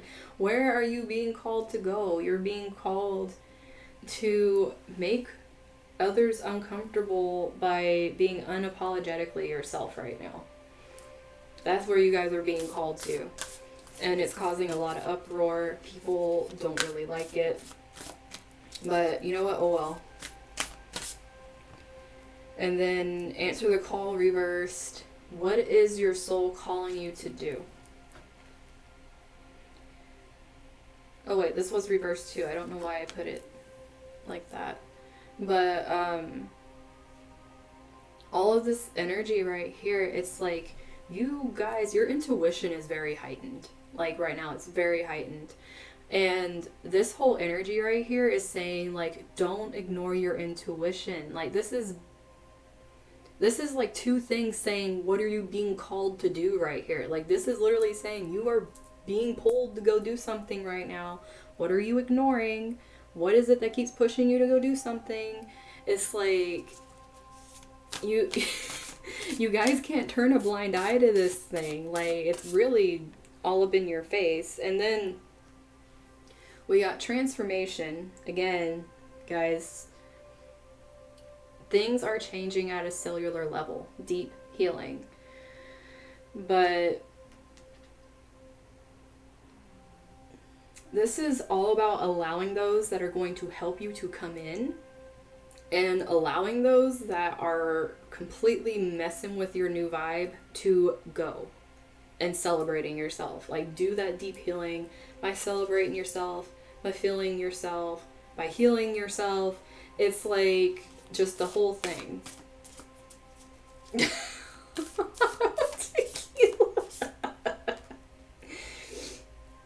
And then we have Council of Light, Divine Orchestration, Helpers in the Subtle Realms. You guys are stubborn. So freaking stubborn. Literally everything with what your guides are trying to come through here and, like, communicate with you is reversed. It's like you guys are probably getting so many things not noticing it because things are like really messed up and in the air and it's very uncomfortable, and you're completely missing a lot of signs that they're sending you to help you through all of this. Like,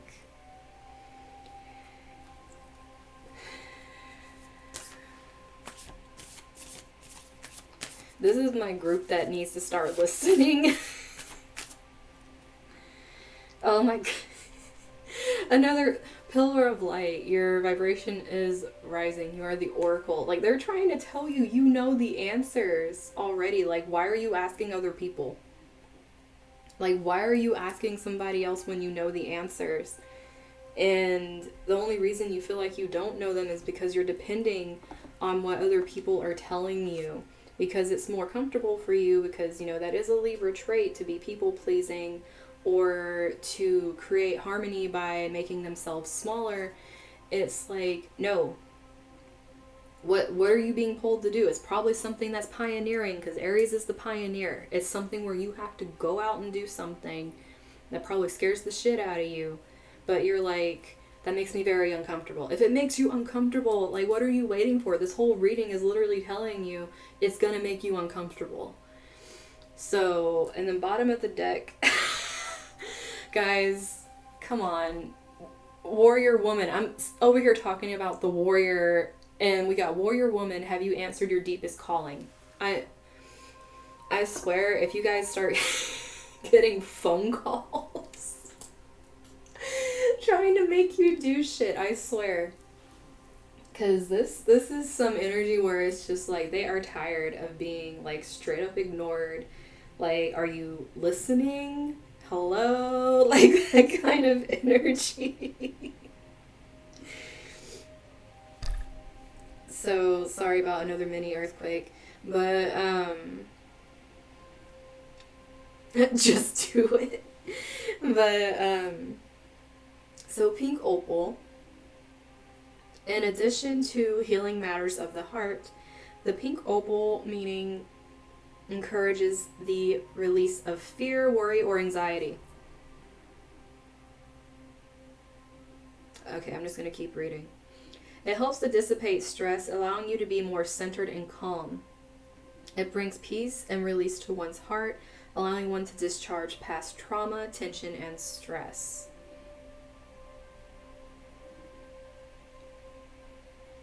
It will help those who have excessive fear, worry, or anxiousness. It allows one to be more emotionally centered.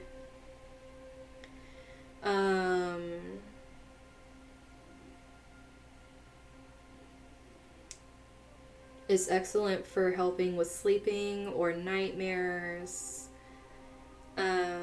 It's very gentle, and it helps with soothing, clearing, and calming the heart, bringing a sense of love, peace, and hope. It helps you if you're healing from a breakup, the loss of a loved one, helps you heal the painful emotions, encouraging you to move forward and open your heart and love again.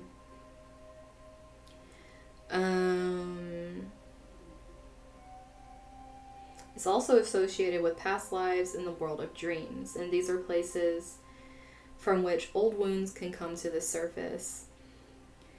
So that also helps with resolving painful memories and gentleness and compassion for oneself. But yes, that is what I got out of the little mini thing for pink opal. So my last but not least pile is my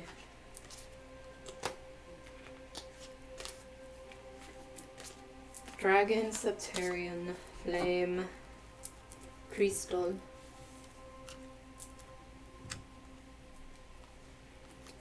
For those who chose it, I'm gonna just stick that right there and put you up here.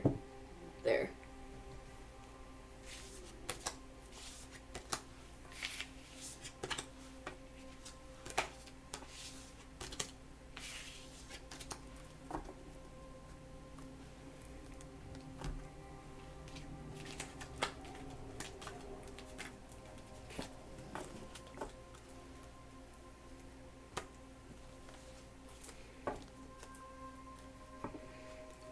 But yeah,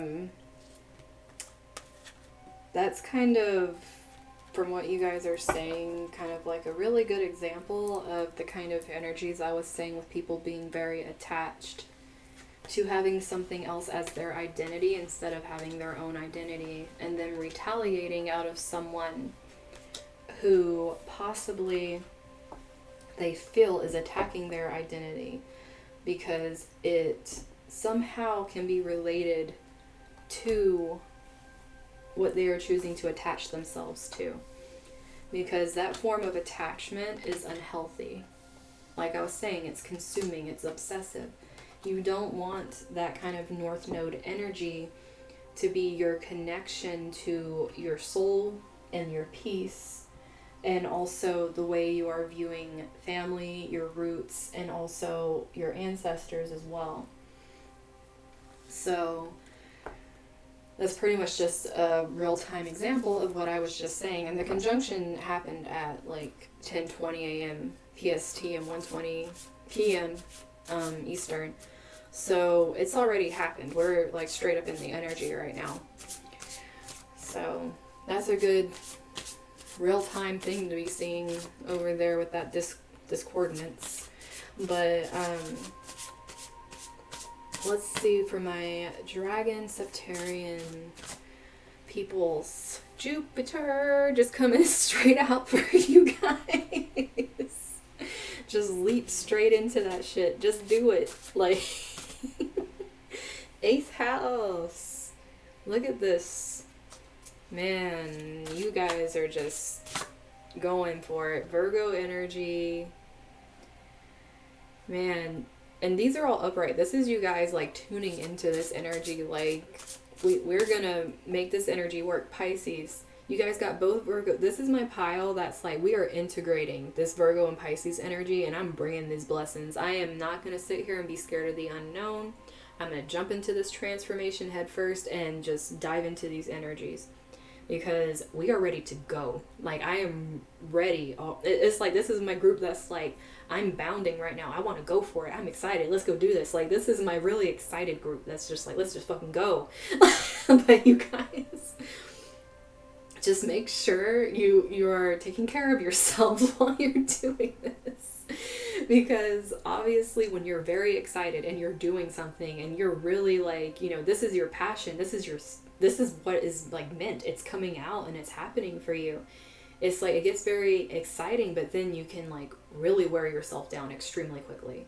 So yeah, the third group can learn from this group. This is like being extremely excited. This is like the things that you felt once didn't make any sense are finally making sense. Pieces are coming together. But you need to also remember to take care of yourself while this is happening. Yes, it's very exciting, but take care of yourself. Make sure you're drinking water. Drink some water. Drink some water right now. Because all those other times Nightbot yelled, I didn't drink any water. So there we go. I'm reminding myself.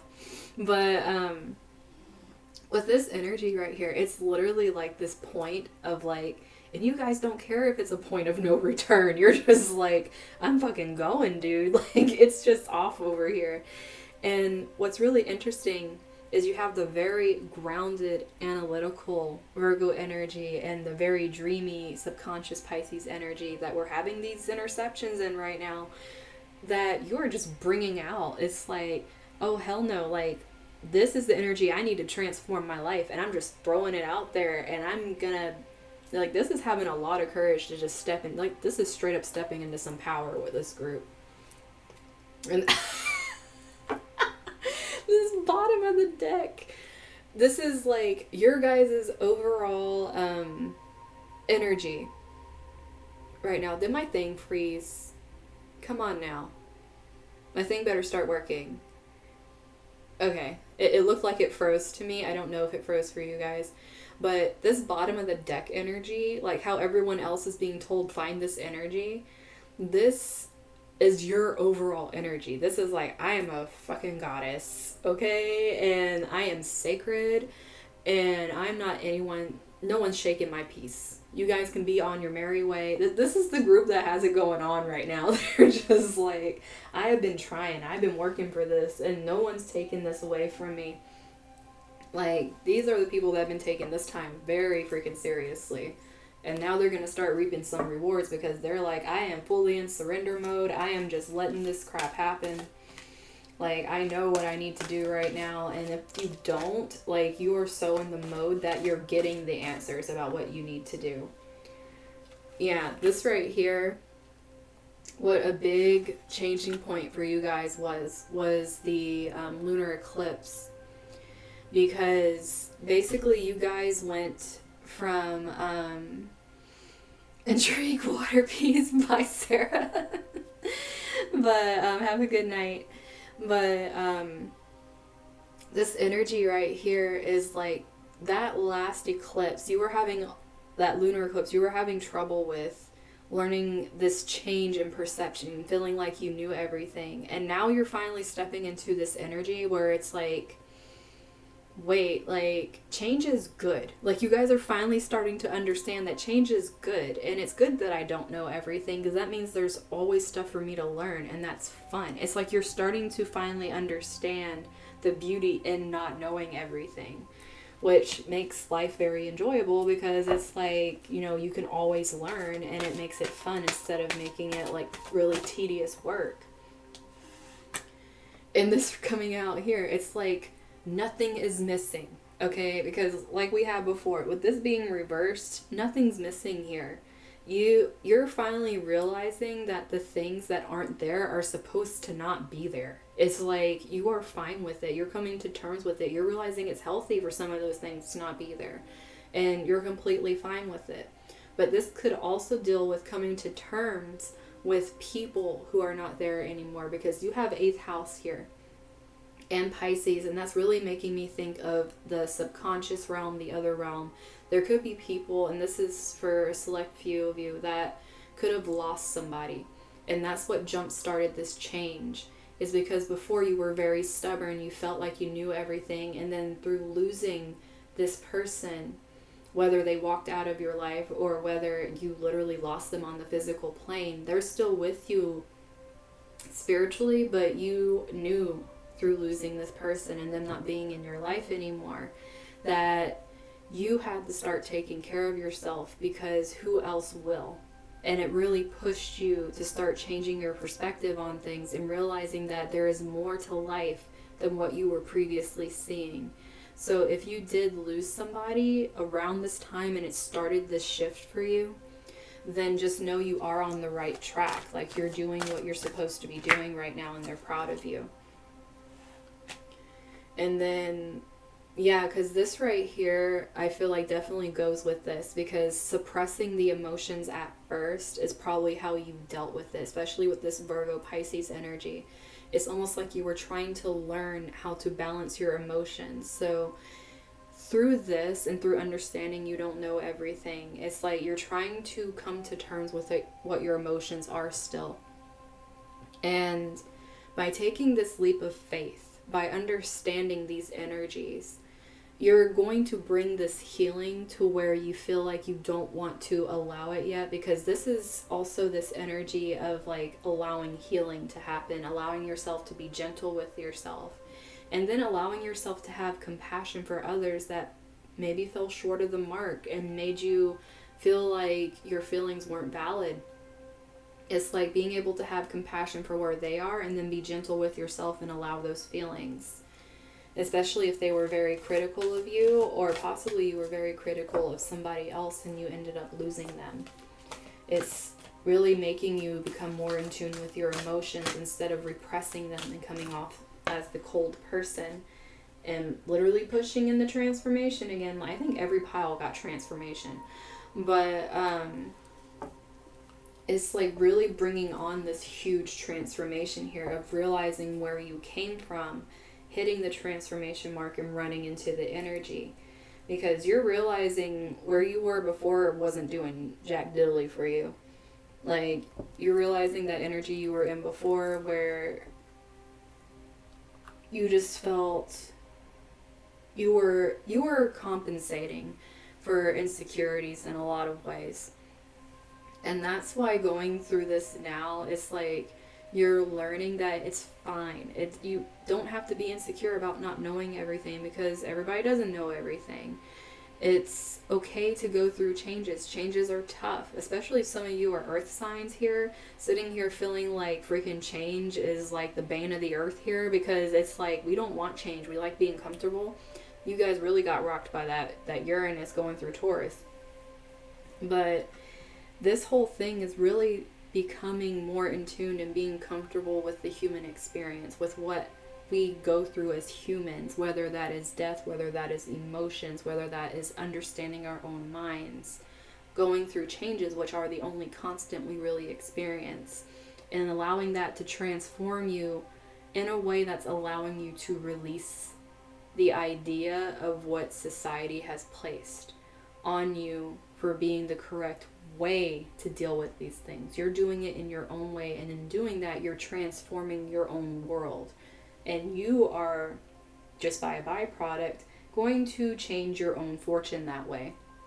Now, if you haven't reached this place yet, and you're still going through the motions here of getting here, just realize, be gentle with yourself.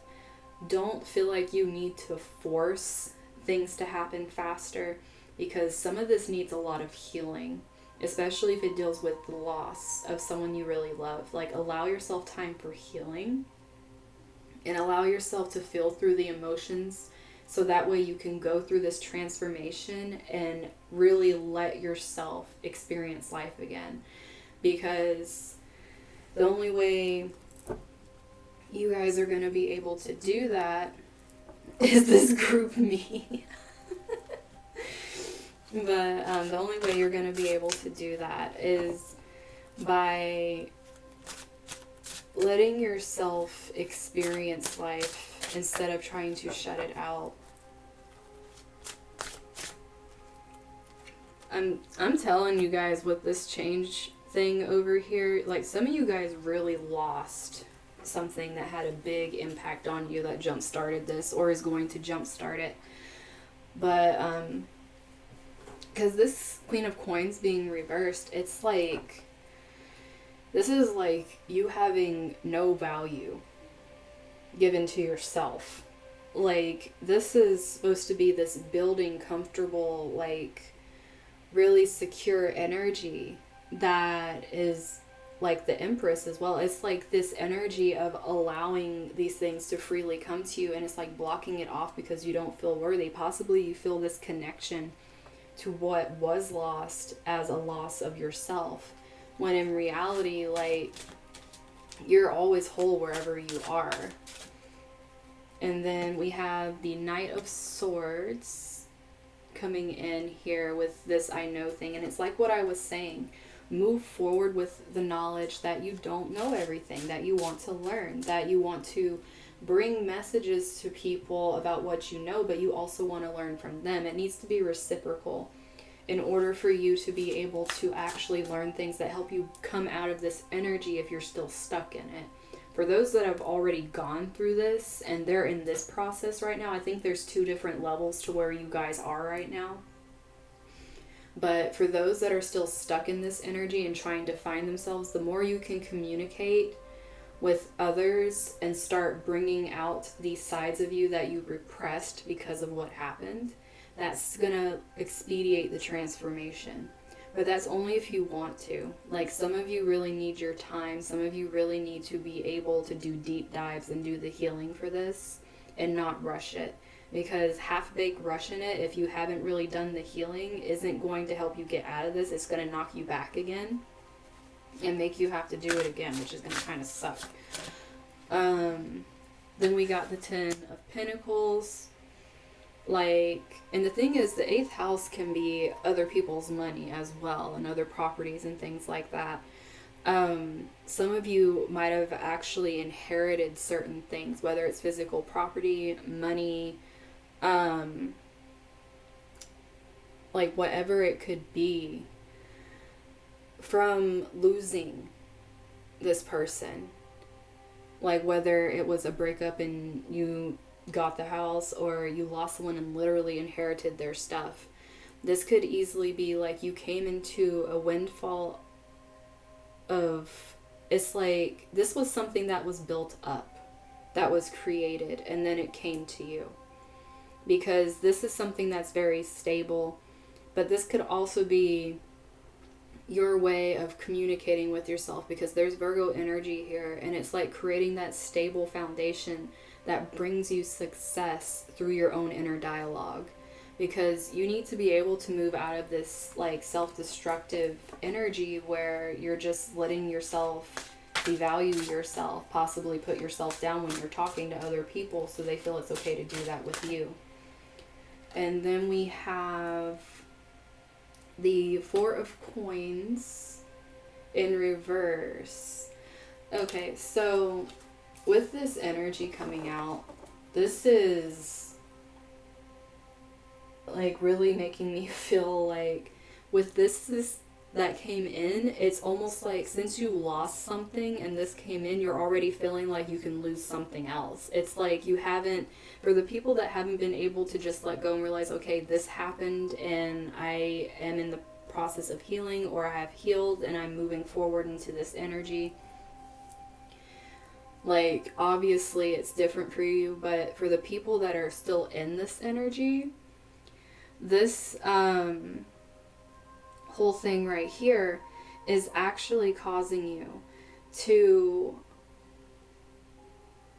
not let go of certain things that could possibly be holding you back, whether it's old ways of thinking or literally holding on to the feelings you have about this and not allowing yourself to process and release them. Because if you're doing that, then you're pretty much becoming very stubborn and you feel like you need to keep gathering, and it's like you're going to end up getting rid of the wrong things because you feel like you're taking on so much just to fill this missing void, but then things become very cluttered and it's like you can't stand it. It's like it's going to be a two-way thing going here. So you need to be able to understand that this didn't happen as a punishment. This is happening to help you learn, to help you work through it.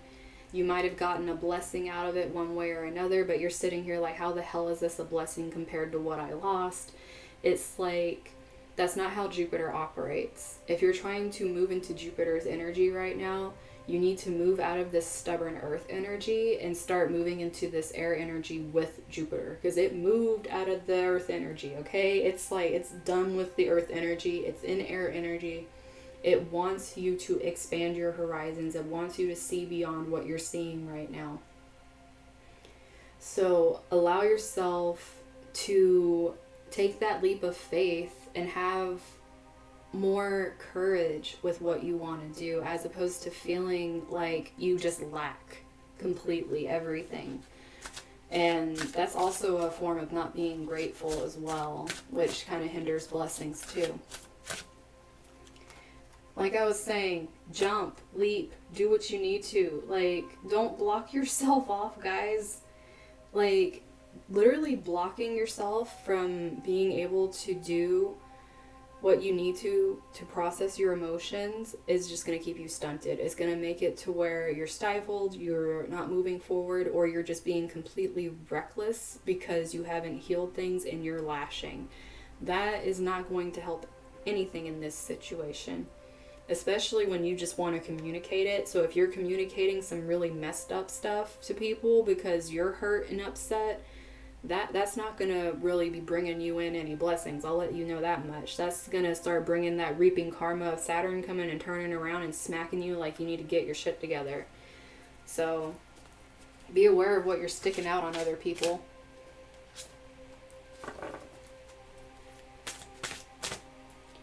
And then we have King of Cups in reverse.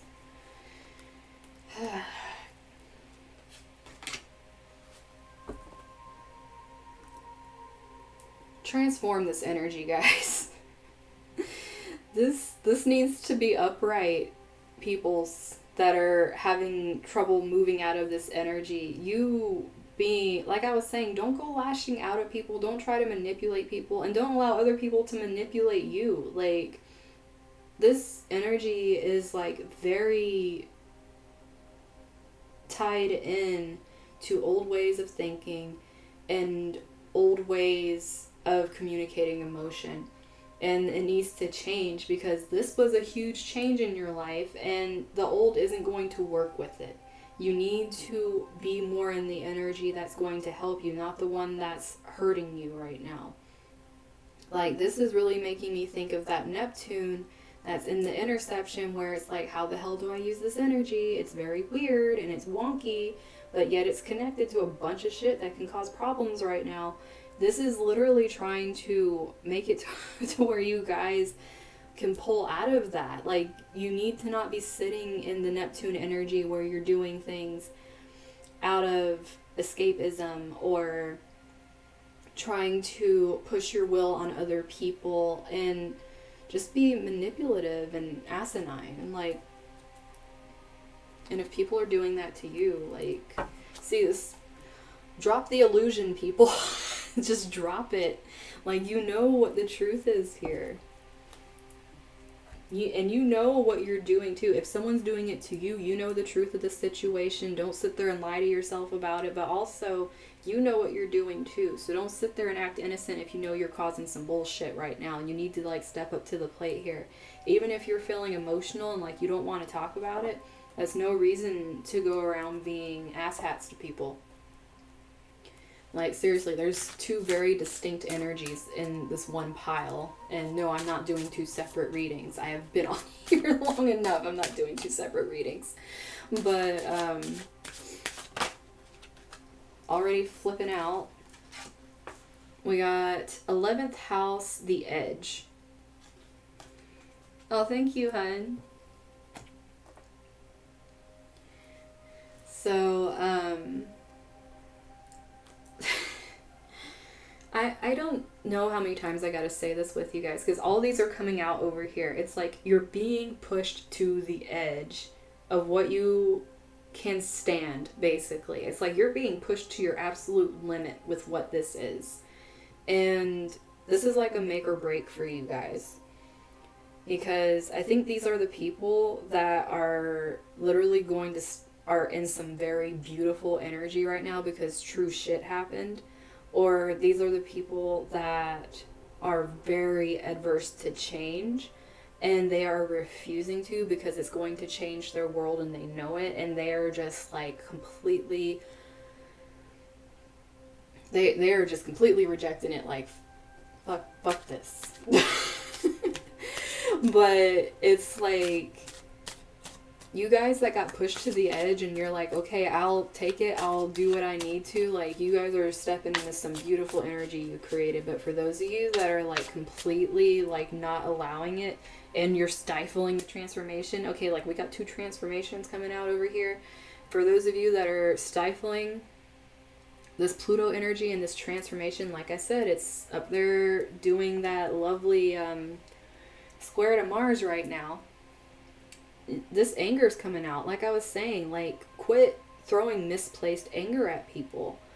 Like, if you are on this and you want to change it, like, work on the inner work you need to do right now and quit blaming it on other people. Quit trying to put the blame for your own things that you are doing on other people. You can't change what other people are doing. You can do whatever with your own reactions. But if you're sitting here doing this to other people, you need to acknowledge it, or you're going to reap it, like, straight up. Like, you're going to get some blessings, all right, but it's not going to be what you're expecting. And Saturn, Saturn comes out with the wisdom. Guys, learn from what happened. This was done in order to help you gain wisdom. This isn't something happening for you to throw a pity party and become the victim and just start manipulating everybody into giving you things because you feel insecure. This wasn't why this thing happened. This is to broaden your horizons. This is to make you take leaps you wouldn't have taken before and actually understand your depths and step into the energy that's going to help you, as opposed to, you know, your self-proclaimed pity party over here. But what did I say? We get the 9th house over here, this is all about seeking higher knowledge, seeking more. And for you guys to be in this energy of like, nah, I'm good. Like, I don't want to lose more shit. Like, coming out on this thing, I don't even want to lose my old ways of thinking. It's like, if you're stubborn and you sit in that, like, you're going to be the one people are dropping. Like, just to put it that way. Like, if you're the one that's going to stay in this stubborn energy and refuse to grow into literally this potential you guys have up here, like, this is a choice you're making. Like, you're choosing to stunt yourself. And it's no one else's decision but yours. And then we have moon feelings coming out under Cancer, I feel. Reversed also. You guys are just stifling the living hell out of yourselves. This is for the people that aren't in this energy. Obviously, some of you are in this energy and you're doing a good job. Kudos. I'm all here for you. But for those of you that are straight up like, hell no, like, I'm uncomfortable, like, I don't like expressing myself, I will keep this crap buried, I don't care how bad it hurts me.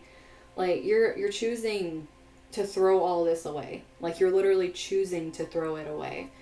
And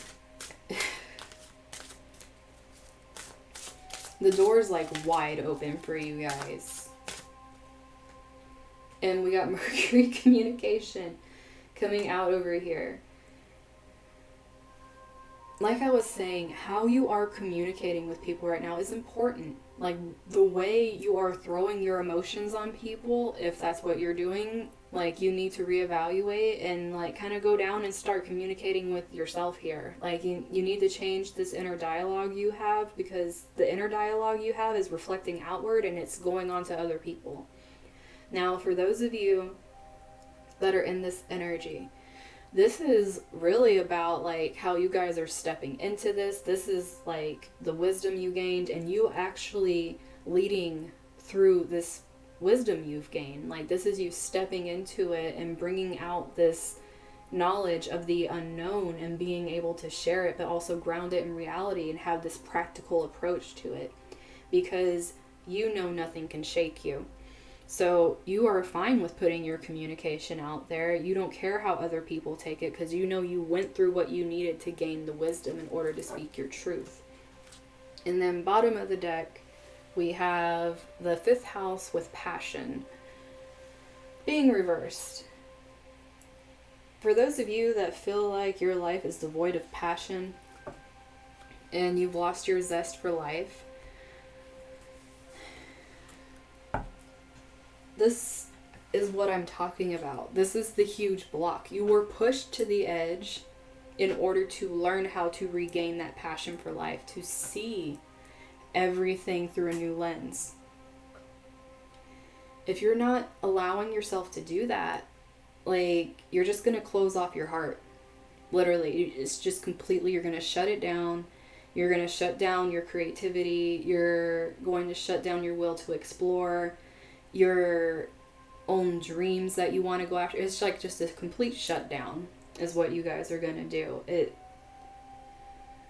And that's not what this was for. It wasn't a thing to defeat you and make you feel like you just need to shut off from the world and, like, live the rest of your life like a miser with this Virgo energy. Like, you need to be able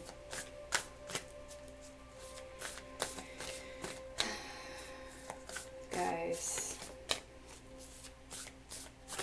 there's so much potential here. You even have awakening, like energetic upgrades, a new way of being, integration. Like, this was given to help you integrate all of your skills and bring it out, so that way it's like, I have the experience to back what I'm saying and you can't shake it. This is literally what this is for. Like, if you're still in the energy of not knowing why the heck this is happening, this is why it's happening. Like, it's literally trying to change your view on the world. That's why it's shaking you to your core. And that's why the transformation is so huge from what is happening right now. And that's why it's aligning with so many of the transits. Ooh. The initiation, rite of passage, crossing the threshold. Like, what I was saying, this is happening to get you guys to this place. If you're not at this place, If you are, then good job. You crossed the threshold. But this is like a precipice for some of you that is trying to like inch you towards the edge, so it's a little easier for you to jump off and trust. But some of you are really digging your heels in with this. The Great Gathering, it's all coming together. Intuitive hits, Soul Tribe. You guys really are fighting seeing the bigger picture here. Like, you guys are getting so much, and literally I feel like the door for you guys is like smacking you in the face, trying to get your attention to let you know it's there. Like, it's like that prominent. But if you guys decide that you want to ignore the bigger picture that's coming in, if you're deciding you want to ignore your intuition and tell it to like literally F off, like I don't care about you, you're also doing that to your soul tribe, because obviously you're not going to attract them if you're completely blocking off your own lessons. Like, that's kind of like what happens in that sense. You just block your shit off. You stunt yourself. Then answer the call. What is your soul calling you to do? Like, literally, like, guys, this is like so straightforward with what it's trying to tell you guys here. Like, for those of you in this energy, it's literally telling you to follow your soul's calling, because you're in that energy. Like, you crossed the threshold. You just need to keep going after it because you're in the energy. You got this. Where are you being called to journey to? Some of you, it's probably quite literally you're going to be going somewhere. This leap of faith is just going to be you literally like uprooting and doing something completely different with your life, which could be why it's so scary. But at the same time, it's going to be like an amazing opening for you. So even if it's scary, like, don't fear it, because if it's being offered to you and you're in this energy, it's being offered for a reason, and it's calling for you to trust, which you guys are learning to fall into the trust. Now, for those of you that are literally trying to shut yourselves down over here, you still have it in you to be able to connect to this, to be able to understand where you're being pulled to, but you have to loosen up the reins a little bit and like kind of, you know, allow yourself some breathing room instead of kicking and screaming and not wanting to allow yourself to feel. It's going to be painful. This stuff hurts when you go through things that are meant to teach you wisdom when it's on this level. I mean, I know earlier I was saying not all wisdom is pain, but some of the heaviest lessons in wisdom are very painful, and that's how we grow. That's how we grow into this energy of understanding death, of understanding the practical and spiritual nature that surrounds us, and finding out that we are sacred in our beings and having the courage to express it. Not being stuck in the energy of feeling like change like is horrible and like I know what I need to do. I don't need to learn anymore. Like, I don't want to lose anything else, and I feel like if I allow myself to learn more things, I'm just gonna lose more things. It's like that's not how it works here. But and then you got trust the niggling feeling again. It's like, you guys, all this being upright, this energy right here, you're definitely tuned in. You know already what's going on. And that's why this is coming out so heavy here. Because those of you in this energy, you're like extremely tuned in. Like, you're rearing to go, like I said at the beginning. But for those of you that are fighting this, you're definitely getting a lot of signs. You're getting a lot of intuitive hits that are trying to help you get here, because it's important for you to get here. You need to get here. So you're getting this influx of things trying to push you there, which is making you feel really on edge. It's making you feel like, you know, maybe some anxiety attacks sometimes, but it's also trying to force you to feel emotions that you're not allowing, that you're projecting on other people. You need to go within and learn from this. And then once you understand that, you'll be able to trust yourself more. You'll be able to walk through and understand a new threshold of wisdom because you allowed it. So let's see what the Septarian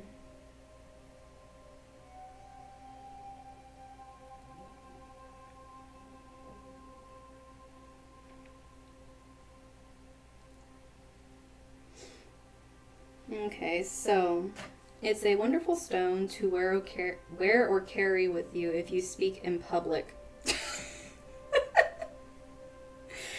Okay, so we're automatically going to start with you sharing your wisdom. It gives you confidence and allows you to gain an audience's attention. It nurtures and grounds the wearer, bringing out feelings of happiness and understanding. It's also great for speaking. It's said to improve communication skills of the holder. It's associated with the lower chakras, root, sacral, and solar plexus. And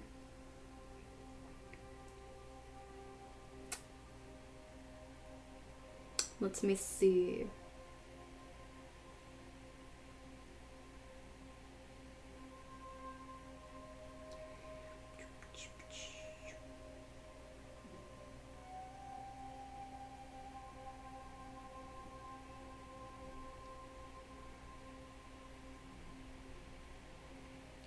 This just keeps mentioning social media.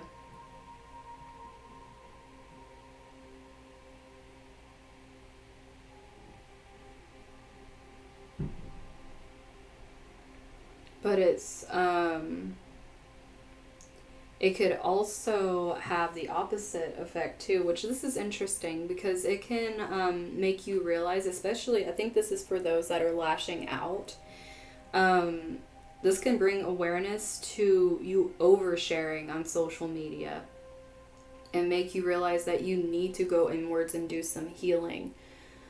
Because I think that's a really interesting message for this group, because there is this forward communication, like there's this need for communication here, but it's not necessarily like for the people that are trying to communicate what they've learned, it's different. But for those that are trying to communicate hurt, there is possibility of like a lot of oversharing, a lot of gossip and manipulation through media for this group. So this is like really saying that, you know, you need to back off of that if that is something that you're diving down the rabbit hole with and you are not really paying any attention to, because obviously that's just going to create a whole huge hole that you need to try to dig yourself out of.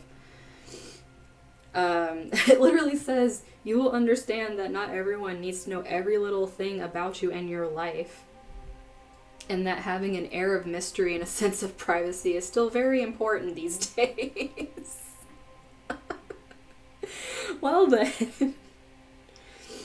Okay, so it can also give balance to your body, mind, and spirit. It will ensure peace and harmony in all aspects of your being so that you will be able to face the daily challenges of life with confidence and grace. And it will harmonize your emotions and your intellect with your higher mind. It will make you understand things about this life that you didn't understand before. And this knowledge will contribute to an enlightened experience. Like I told you guys, that's why this happened. You freaking wisdom experience over here, guys.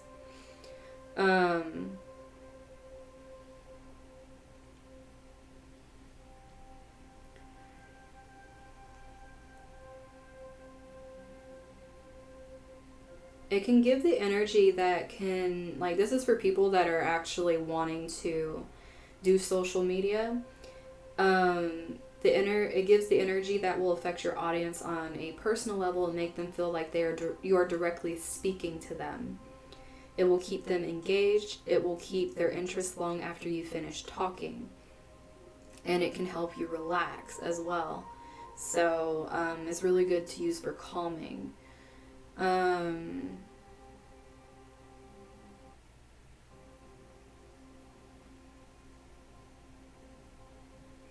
Helps with mental health as well. It's effective when you need to make something new out of old things. The same can be said with other areas of your life, like your job or your relationships. So, like I said, this happened to help you guys transform it into something beautiful, not to do the oversharing thing that hurts people. I don't think there's much else that I want to say with this one. It's also really lucky as well, so... And it helps you from taking missteps. Gives you strength during moments of weakness. Will center you when you feel like everything you've worked so hard to achieve is toppling over. Okay, I think that's what some of you are feeling here. So, good for problem solving, fostering cooperation in the workplace.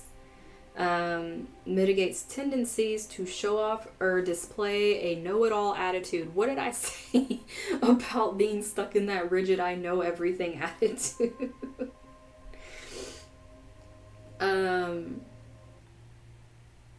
The heck, music? You just decided you wanted to stop? That's cool. But yeah, this is just, it makes it to where you are calm and you solve things easier with less problems instead of just lashing out with your emotions. And it makes you be able to communicate these things better. So, and it helps you grow your confidence and not cause you to consider giving up on your dreams when the going gets tough, which I think this is really important for this group. But that is going to be it for all this. I've been on here for 4.5 hours.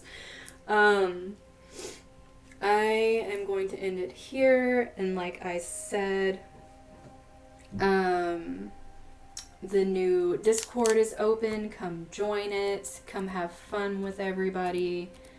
And there will be more stuff being added in January as well, so just come in and start getting to know everybody, have some fun, and yeah, you'll be learning even more while you're there, and I'll be teaching some numerology and astrology while we're in there too, so I will talk to you guys tomorrow. We will do the collective reading, and I'm trying to remember if there is anything else that is slipping my mind. Oh yeah, I'm going to be doing my monthly contest. I already posted what the contest is for on my Instagram, but I will be posting what you need to do for the contest on my Facebook, and I haven't put that up yet, but I just put what I'm doing for the contest. But yeah, I will see you guys. Have a wonderful night. Take care of yourselves, and I mean, there's a lot of really good energy in all of these piles. It's just knowing how to use it, guys. It's your choice. We all have really great potential. It seems like this pile is all about some social media though, so like, you know, go with that. But yeah, definitely I will talk to you guys tomorrow and we'll do the collective reading. But have a good night, everyone.